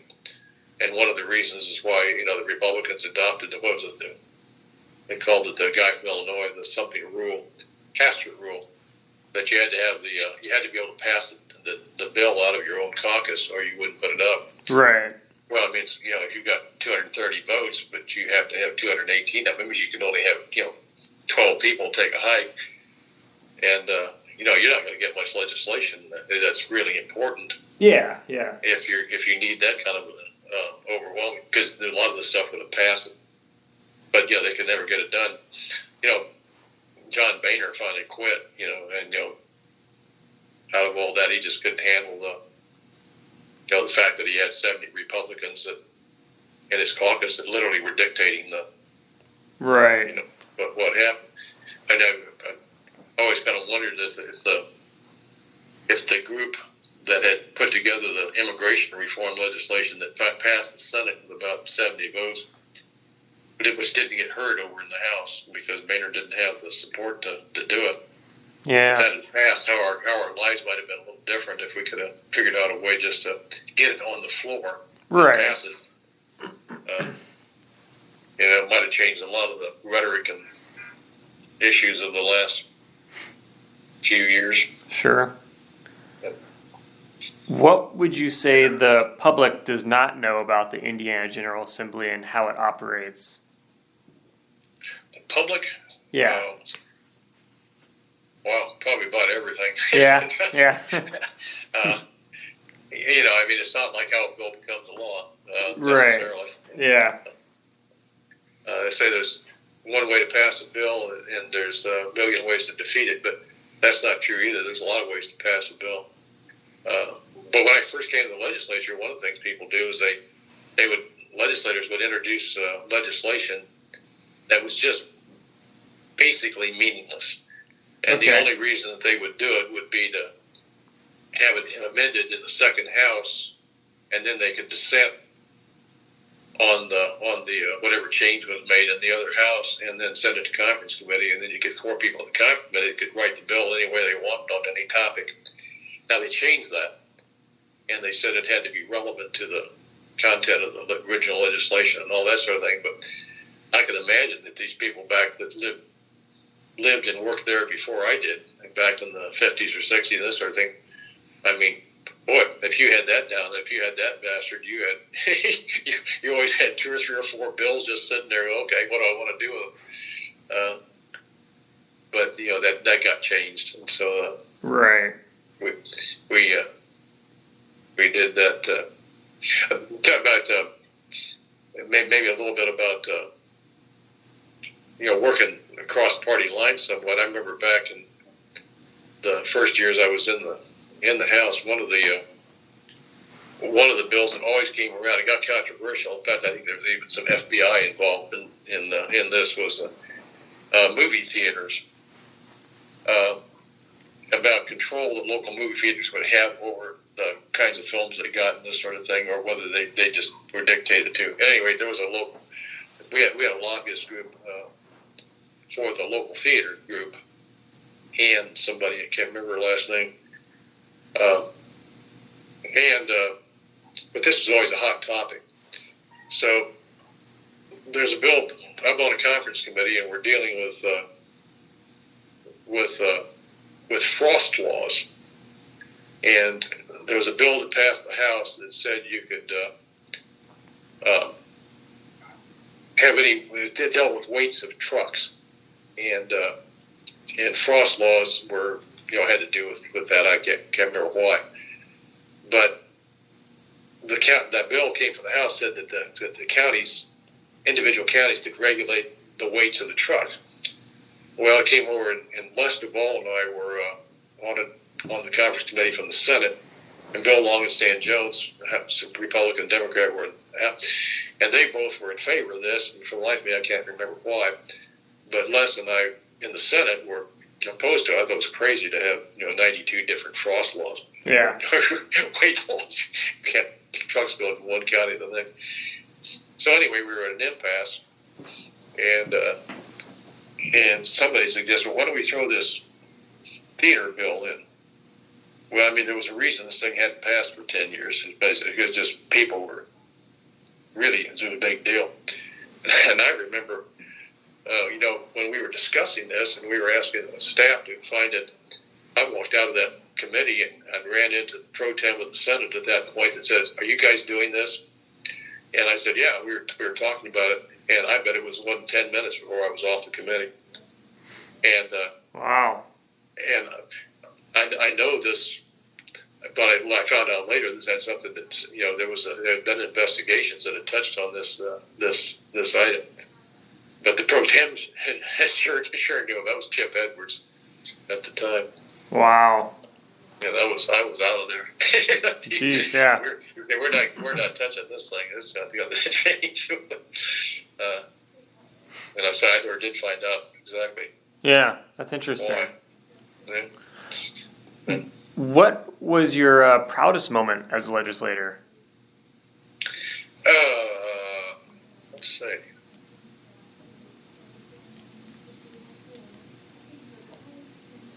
Maybe the A+ program, not because I was wild about everything that was in it, but just getting it done. I mean, God, that was a huge, hard thing for me.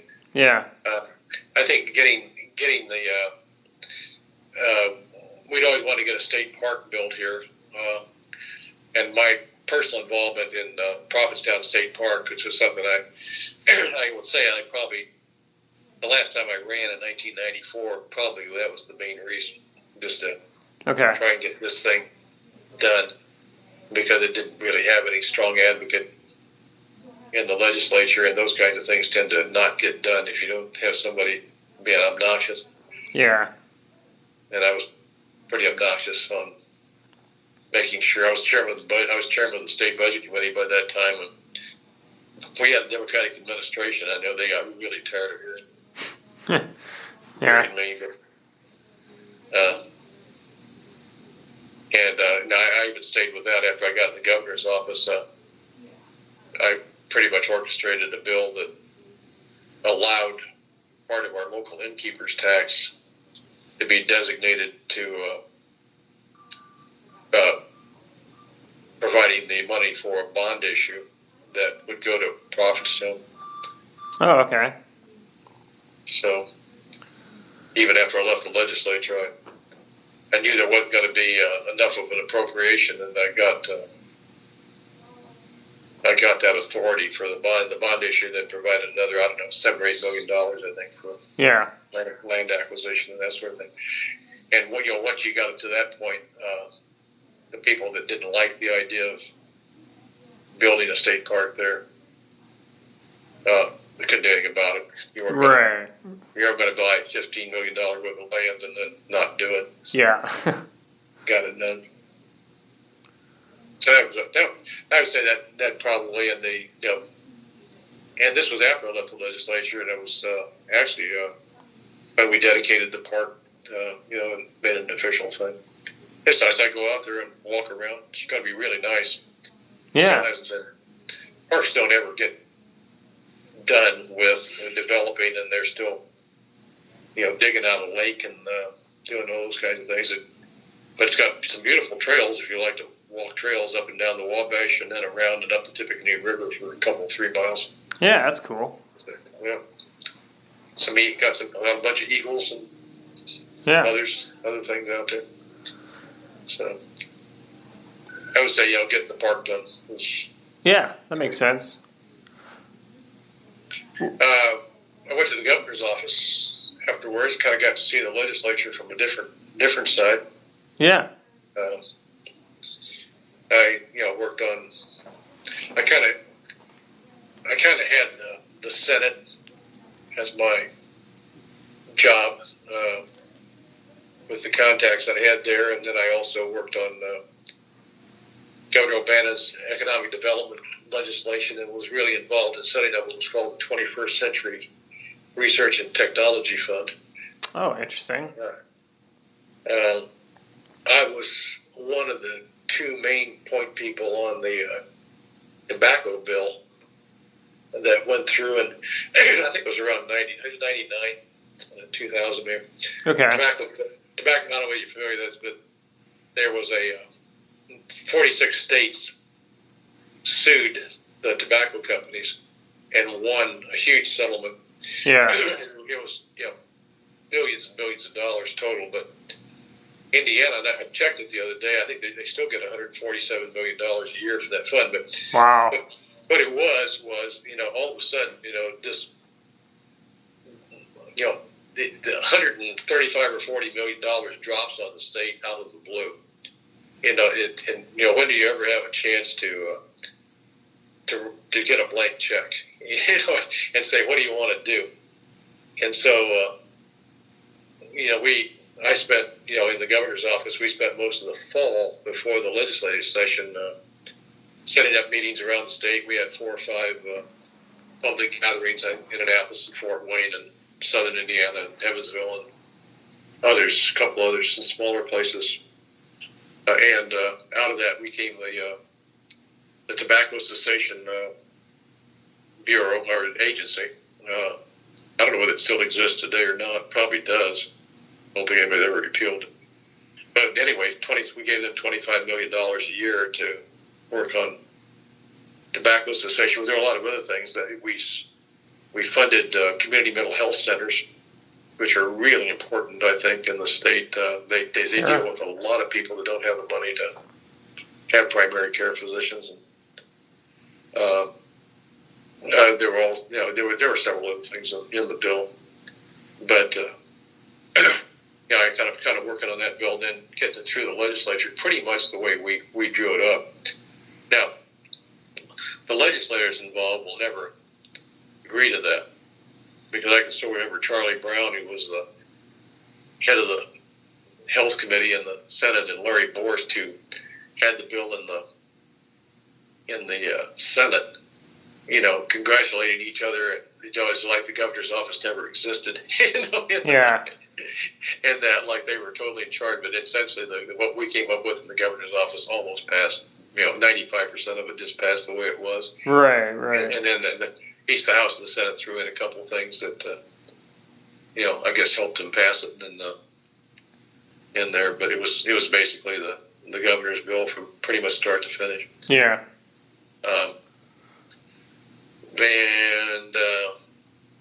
So that was good. I mean, Yeah. stuff we did for community health centers, I think, is still helps a lot around the state. Sure. I don't know how many there are right now, but there were a bunch in Indianapolis. We had one big one here in Lafayette. I was sort of like the goofy way out to the fringe on tobacco taxes.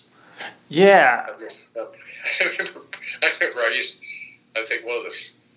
I think somewhere back in around 1980 or somewhere in that days, I came up with a 50-cent increase in the tobacco cigarette tax. Yeah, I remember reading about that. I think it was 1989.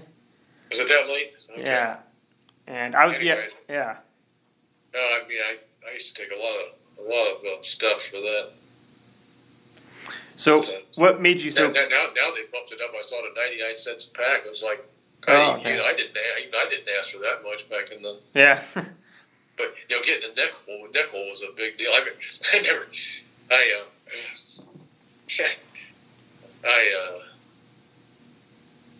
to put this? Back in this was around the time we passed the lottery. That year, maybe I was 89 or 91. I can't remember what it was. That set up the riverboats and all that. But before you could have riverboats, you had to get the Constitution changed. Okay. To allow for a lottery, because as long as you didn't have a lottery, there was a question about whether riverboats could exist without that being taken out. Right. So it was around that time that times were tough in the legislature, and the governor,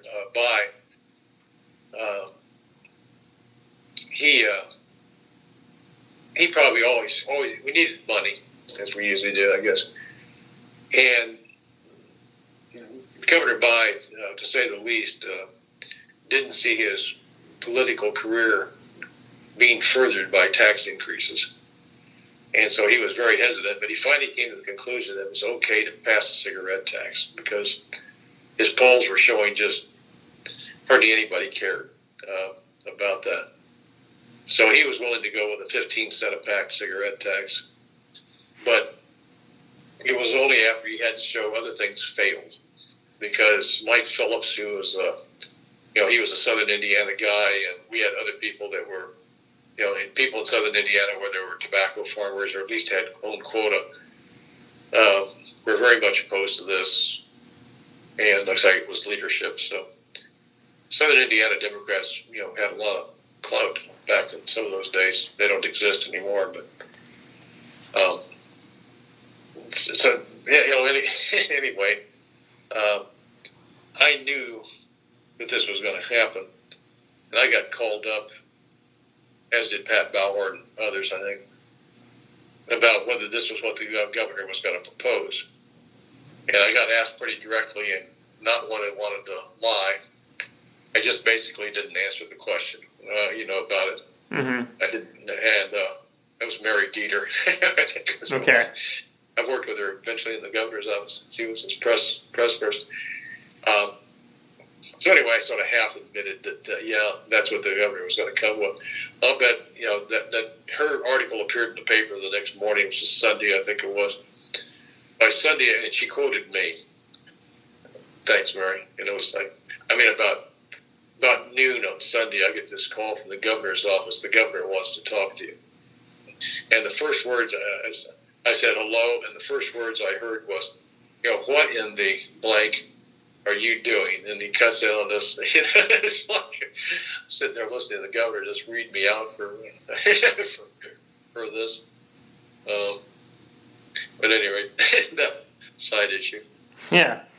Now, when it came to the cigarette tax and stuff, what first got you interested in raising like taxes on cigarettes and stuff? Boy, I don't know if there was any one thing. Okay, or is it just that you thought that cigarettes should go eventually, and you wanted to sort of make it harder for people to get access, or? Yeah, all of the above. I mean, Yeah. It was pretty clear. It was pretty clear that the one thing about cigarette smoking that did work was price. Yeah. And it maybe didn't mean that much to people that were totally addicted, but I think Right. it really was helpful with young kids. Yeah.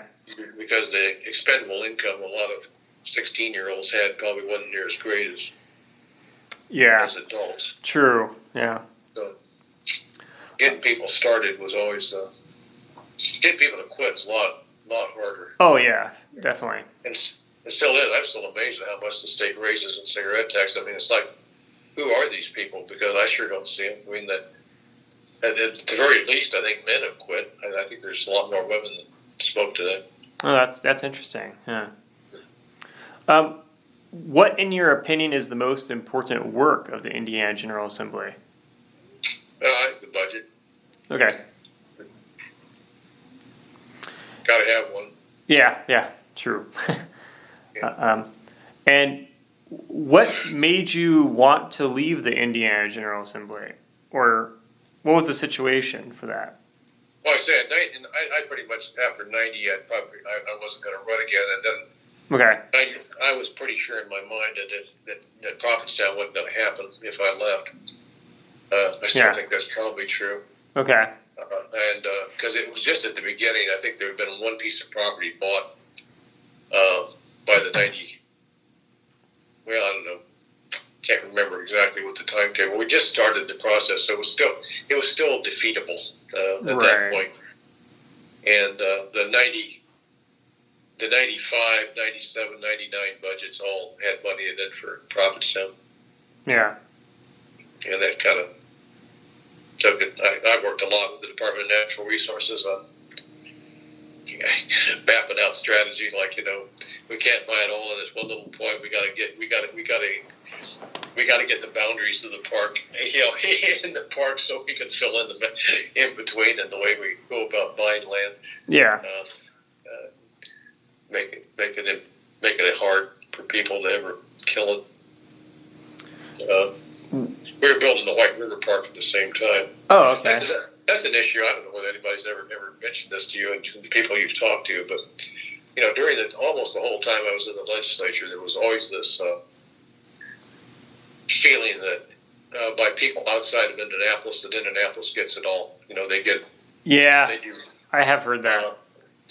From the Evansville area was notable for that. Some in Lake County too, but Lafayette was just close enough that we kind of considered ourselves sort of part of the Indianapolis area.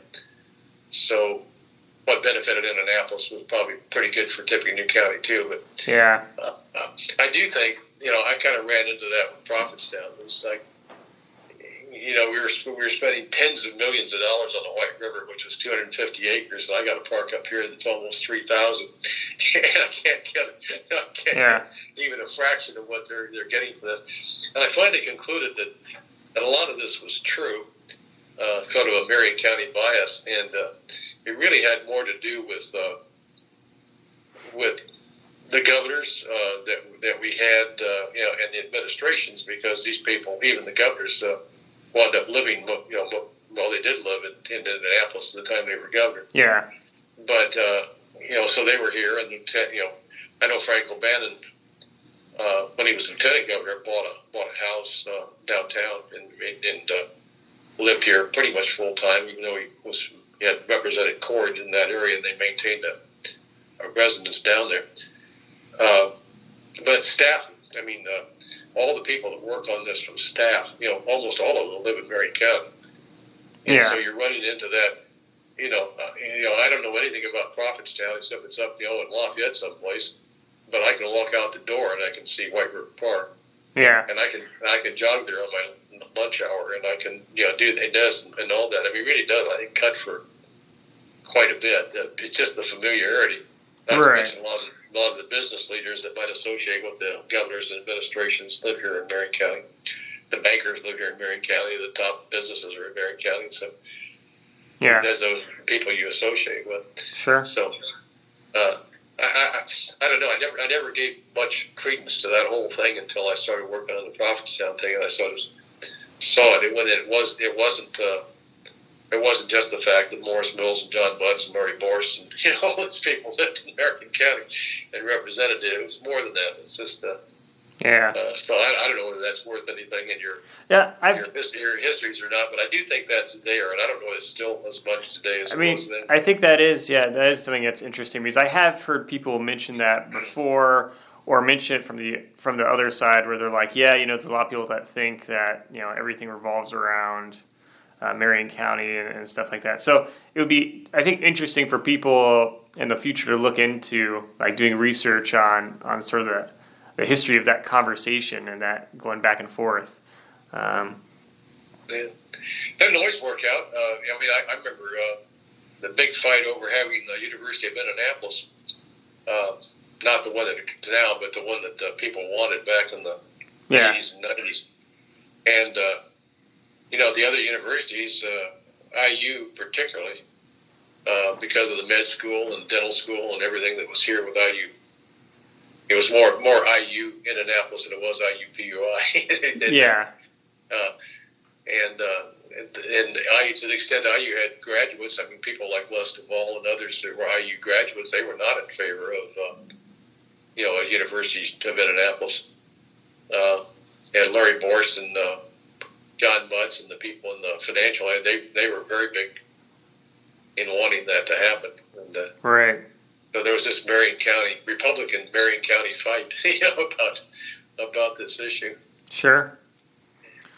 Let's see. I have a few more questions for you.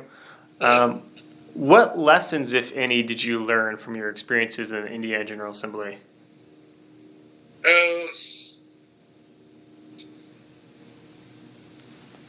Try to be real philosophical here. Yeah. I think I don't know whether I had to learn this or not, but people always talk about politicians are a lying bunch of people. This or that. I found exactly the opposite. If you had to, I don't know of any legislator that would have lasted very long. If they know not to tell people the truth. Right. If your word is no good, I mean, you're not going to get much done. So I don't really. I mean, there may be a lot of problem with legislators, but I think being liars isn't one of them. Yeah. Let's see. What was your question again? What lessons, if any, did you learn? I learned that individual associations do make a difference. Yeah. I mean, it's it can go a long way toward passing your bill, or if people like you.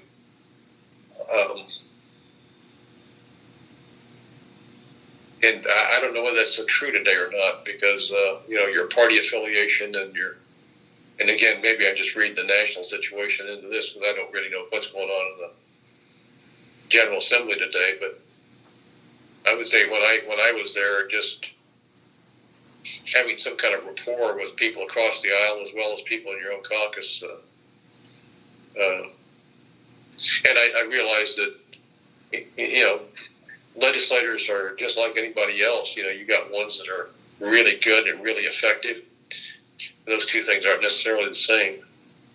are smart, and when you got ones that you're not sure whether they knew where the bathroom was, and being elected, I mean, it's I'm sure that people look at your education background and your knowledge of issues and all that sort of thing, but it's not a requirement. Right. Yeah. Sure. I'm trying to think of something else. There got to be some other things that I learned. I hope I didn't spend all that time and not learning it. Like I said, there's a lot you learn. It's not exactly like passing bills and this sort of thing and getting things done, or not exactly what you thought they were. I mean, right. Say there's a lot of ways to get what you want. In fact, I always started out every legislative session saying, okay, what are the 5 things I think that the state needs to do, and then what are the 5 things that I want to do, that are good for my district, or something I want to accomplish, and always keeping the big picture in mind is really important. I mean, you can get bogged down in little things in the legislature that really don't amount to much. And sure. That's true in life, I think, that trying to stick with, the main things is pretty important. It's really hard to do, when you have this crisis or some other crisis always going on. Oh, yeah, yeah. That, maybe this isn't the be-all and end-all. I'll think of something else in a minute. Yeah. Well, let's see. Did you have any regrets as a legislator?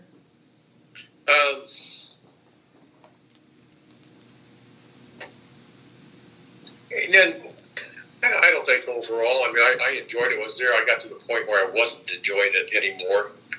Like I said, the last time I ran, I really didn't want to. I just was, I really wanted to get the park done, and that was probably the primary. And also the last time I didn't know '94 was going to be a disaster. When I ran, right, for Democrats, and that's when we really dropped. So there was always this, I need to run because we'll never take the majority if we lose a seat like yours. Yeah, and we probably would have lost this seat because it's just too Republican a place. I think I was the first Democrat, maybe it's the only Democrat I can remember ever having the seat. And it seemed like it was always, every time, whether it was 86 or 90 or even 94, I think we still had like 22 or something like this. I can't remember exactly. So it wasn't hopeless until that election, when we dropped, another 3 or 4 or 5 seats. I can't remember. Right. So there's always a little bit of pressure there. Sure. You do fall into it. I mean, I always tried to. I think one of the reasons I was reasonably successful and very successful in winning the seat was sort of an attitude of I can always do something else. And I think a lot of legislators are there for the duration, and that was one of the reasons I probably was thinking about it. Is like, is this something I want to do all my life? When in 1990, I was still only 46. I had some chances to do some other things. Yeah. But I think a lot of people just it's their life, and I don't think it ever quite became that for me. Sure. Although I think I was approaching it. What advice? Yeah, go ahead. I can't. Talking about things you learn. I mean, yeah. The value of just personal friendships. I mean, I became very good friends with a few other people in the legislature. Yeah. Okay. And we hung out together, did things together, did things outside the legislature together, and wouldn't trade those friendships. Sure. Yeah. What advice would you give to future legislators or even current legislators? Oh, that's an easy one for me. It really reflects my move to the governor's office, and that is learn what the executive branch does and learn the people in it. Yeah. I mean, it's just like, God, I couldn't believe it didn't really dawn on me how uninformed legislators as a group were about the executive branch. I mean, you're living one floor apart from, the budget agency and all the other people, and you got all these things that the Department of Administration that kind of runs the government, the highway department. God, do you have any roads that need repaired in your district? The IDIM. I mean, every legislator has an IDIM issue of some kind. Yeah. In their district, and I'll bet right today, and this is just a guess, I'll bet right today, way over half of the legislators do not know who the governor's chief executive assistant is. Oh, wow. Or administrative assistant. I mean, I don't know that for a fact. Yeah. Maybe they do, but I know they didn't at the time I was there, and I mean, how important. God, I've asked the local legislator. I suggested to her that, you're a freshman. You're not going to do anything anyway. Right. And in the minority, go get another legislator, and call up FSSA. They don't call it that maybe anymore, but and get an appointment with the head of Medicaid. And learn what the number one program in the state is, because not hardly anybody knows what Medicaid really does. And, and they'd be delighted. I mean, it's like, as a matter of fact, the word would go around the governor's office like, do you know what legislator such and such did? They actually called us and wanted to know what we do. It's like, I'm baffled by the fact that legislators go in and they live in such a world of their own, oftentimes. Yeah. That and I know when I was there at the governor's office. I mean, if somebody had done that, we say put them on the list. We have 30 bills a year that that come out of the governor's office, maybe more. We could use this person. They actually know something. They would be hopeful. And I just it's baffling to me that you can ask a legislator, who's the head of financial institutions, and 11 out of 150 no. It's like, and that would be my advice to every legislator that comes along. It's like, get out of your shell. And learn something about the job. And I had a huge. If you're on the budget committee, that happens. I mean, they come before you automatically because they're arguing for their budgets and what they're doing, and you really have an opportunity to learn, what literally every agency in the state government does that makes a presentation to the budget committee. And I don't even know how they work this anymore. I don't. What the role? I know the budget committee sort of still exists. I don't think it's quite the same now as it was. Yeah. But they do it. I mean, that's sort of a pet peeve of mine. It's like, my God, call us up. We'd be delighted to talk. Yeah. Call up the head of IDEM and find out about air, land, and water in the state. But sure.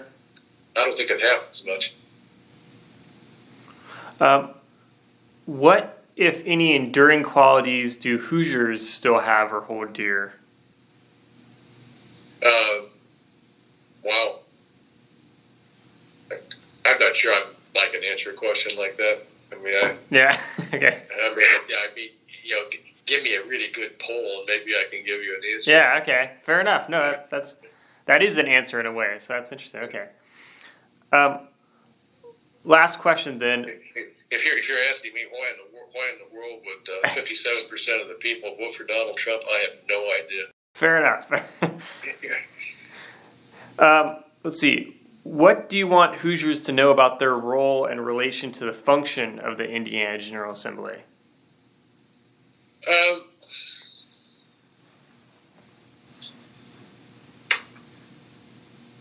Well, I mean, the things that they're likely to know are the things that interest them, particularly. Yeah.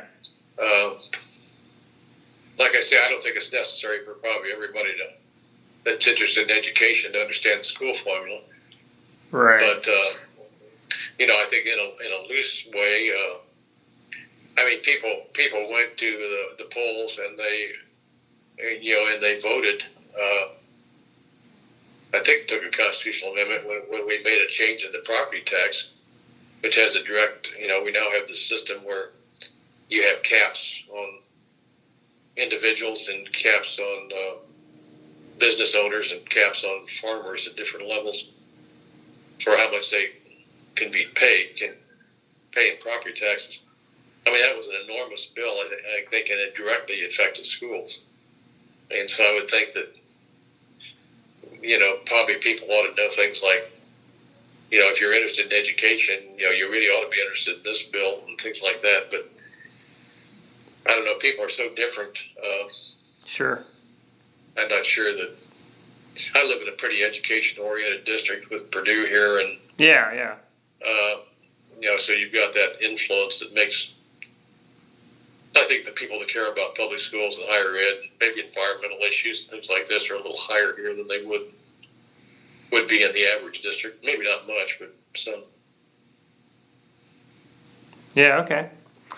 Fair enough. Well, I mean, is there any things that we haven't talked about that you remember and you want to mention, or?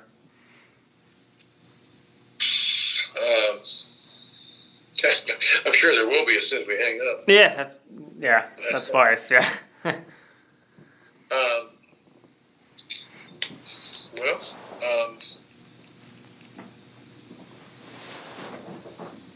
I think roles between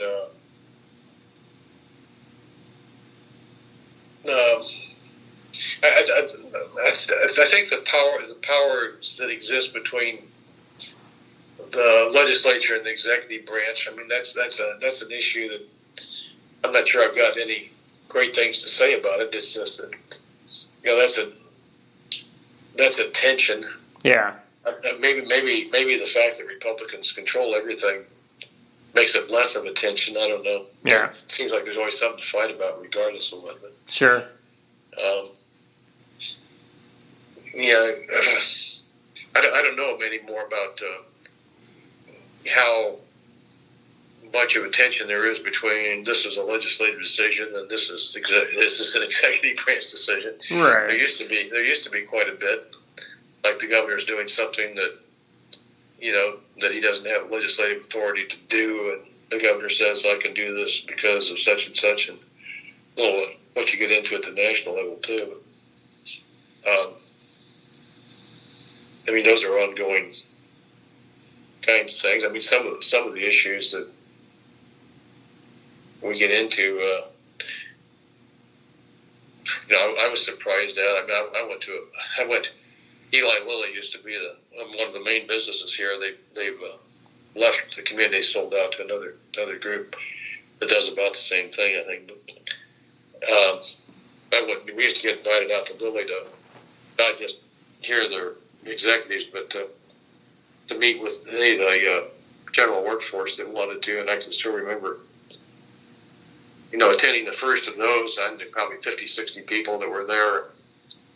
That's the first time I ever heard about the importance of guns Oh, okay. in people's lives. Yeah. It's like I grew up in a non-gun household and never yet have understood why people need to own a bazooka or a rocket launcher or whatever they want. And so to hear that, was like, wow, here's a whole different world that I've never seen. And I don't even know how that fit into your question.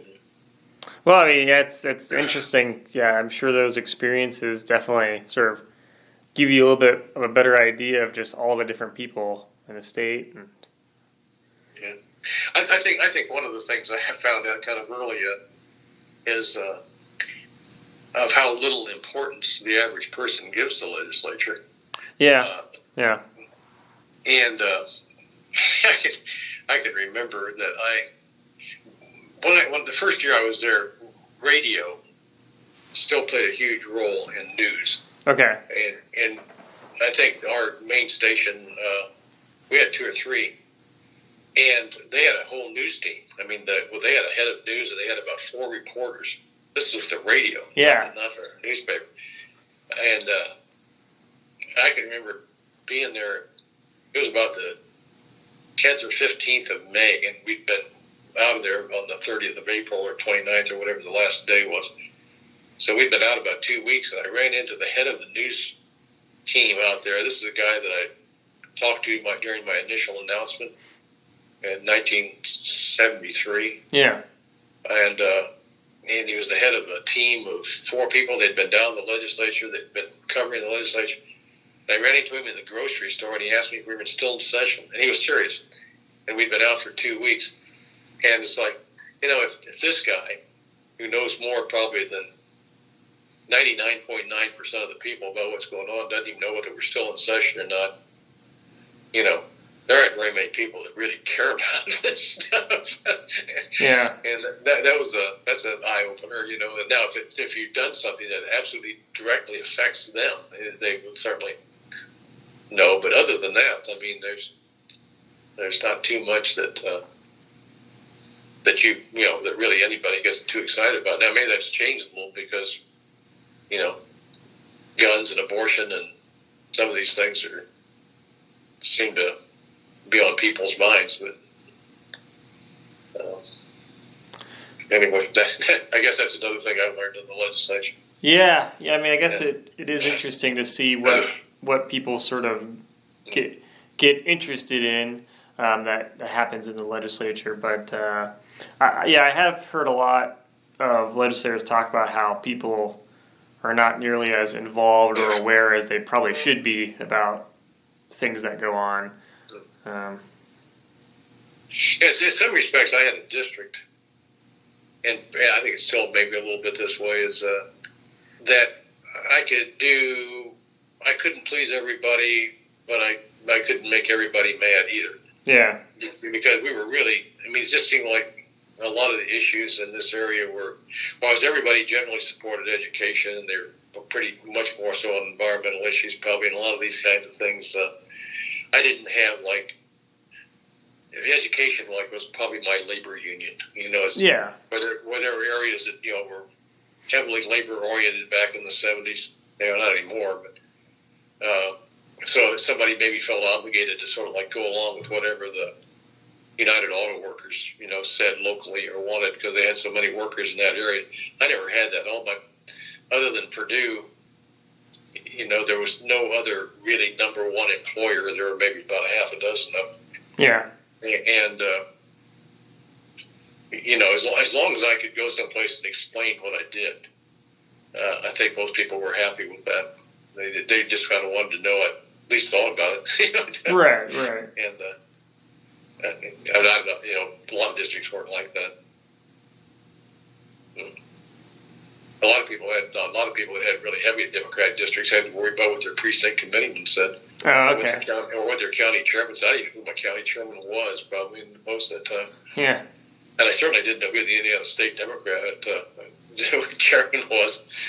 One thing, way back, you asked about how I got involved in politics. One of the things, another guy, myself in the high school where I taught, had a whole week in our government classes where we had speakers, and I remember on the ERA, for example, we'd have a person representing each side come in and they'd debate the issue in our classes, and did the same thing for a lot of other issues that came in. Spent a whole week both on state and local governments.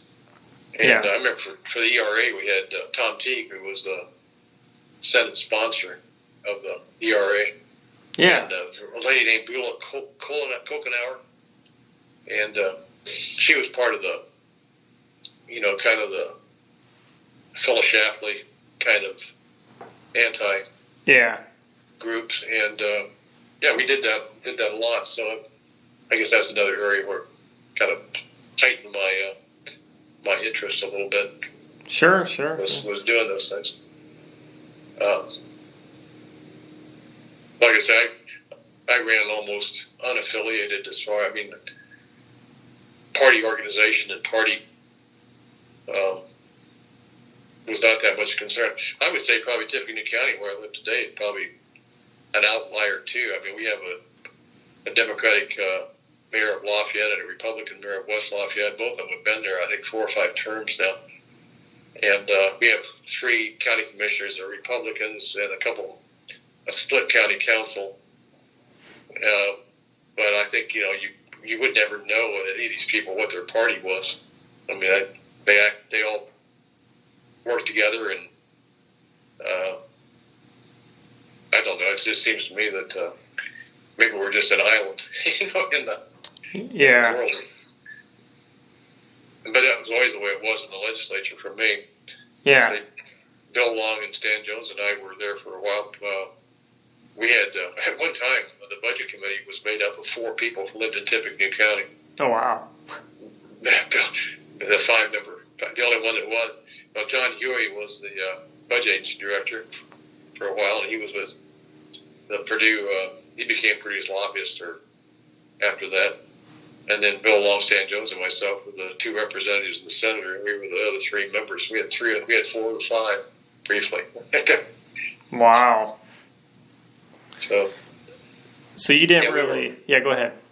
No, we were all ready to build a state park back in 1982, and then Bill got beat, and the state ran out of money, and so that all kind of fell through, and we waited another 10 years to start our park. Yeah. So did you feel it was pretty easy to work with the other party and stuff during your time? Yeah, I mean, that was my whole background. Yeah.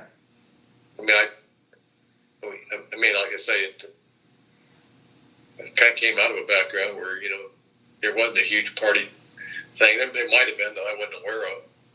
Yeah. And a lot of the issues, I don't know, pretty on our parts. I mean, back then, I think you could, gotten a lot of support for public schools. And I know Bill Long, was a Purdue grad, and he loved Purdue. So, yeah. He was there. Yeah, today, I mean, I don't know whether other places, I don't know whether Marion County is, fights all the time between Republicans and Democrats or not, but I know here it's not. Yeah, yeah.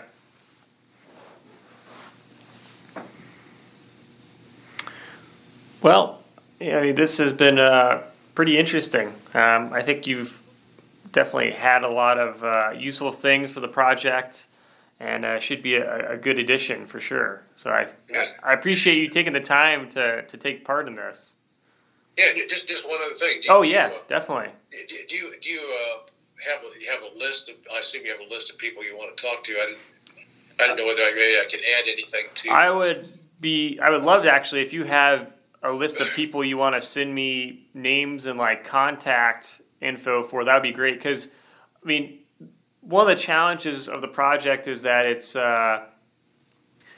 pretty much just trying to find people based off information I can come across online, because we don't have like a database with everyone's information for all these former legislators. So, I mean, are you more interested in trying to go way back in time and trying to get some stuff that maybe I might know somebody that knows somebody? It's basically any former legislator. So that's all those people are fair game to interview, and I've started with interviewing people from the 60s, and so I try to find everyone I could from 60s, and now I've been working on the 70s. So yeah, do you have Marilyn Schultz on your list? Marilyn Schultz, she's definitely been on the list. I think we might have had trouble contacting her. But that name is definitely on the list. Okay. Yeah, I will think about that. And I'm trying to say, actually, former budget agency directors would be, if you want to. I like Tom Taylor. I don't know whether he's still alive or not. Yeah. He was a budget agency director before I was there. I think for Whitcomb. but if he's still around, and hate to say it, but how many people are still functional if they are around? Right. Yeah. I mean, that's one of the. I'm not in my 80s or 90s yet. I'm way away from there, but yeah. Yeah.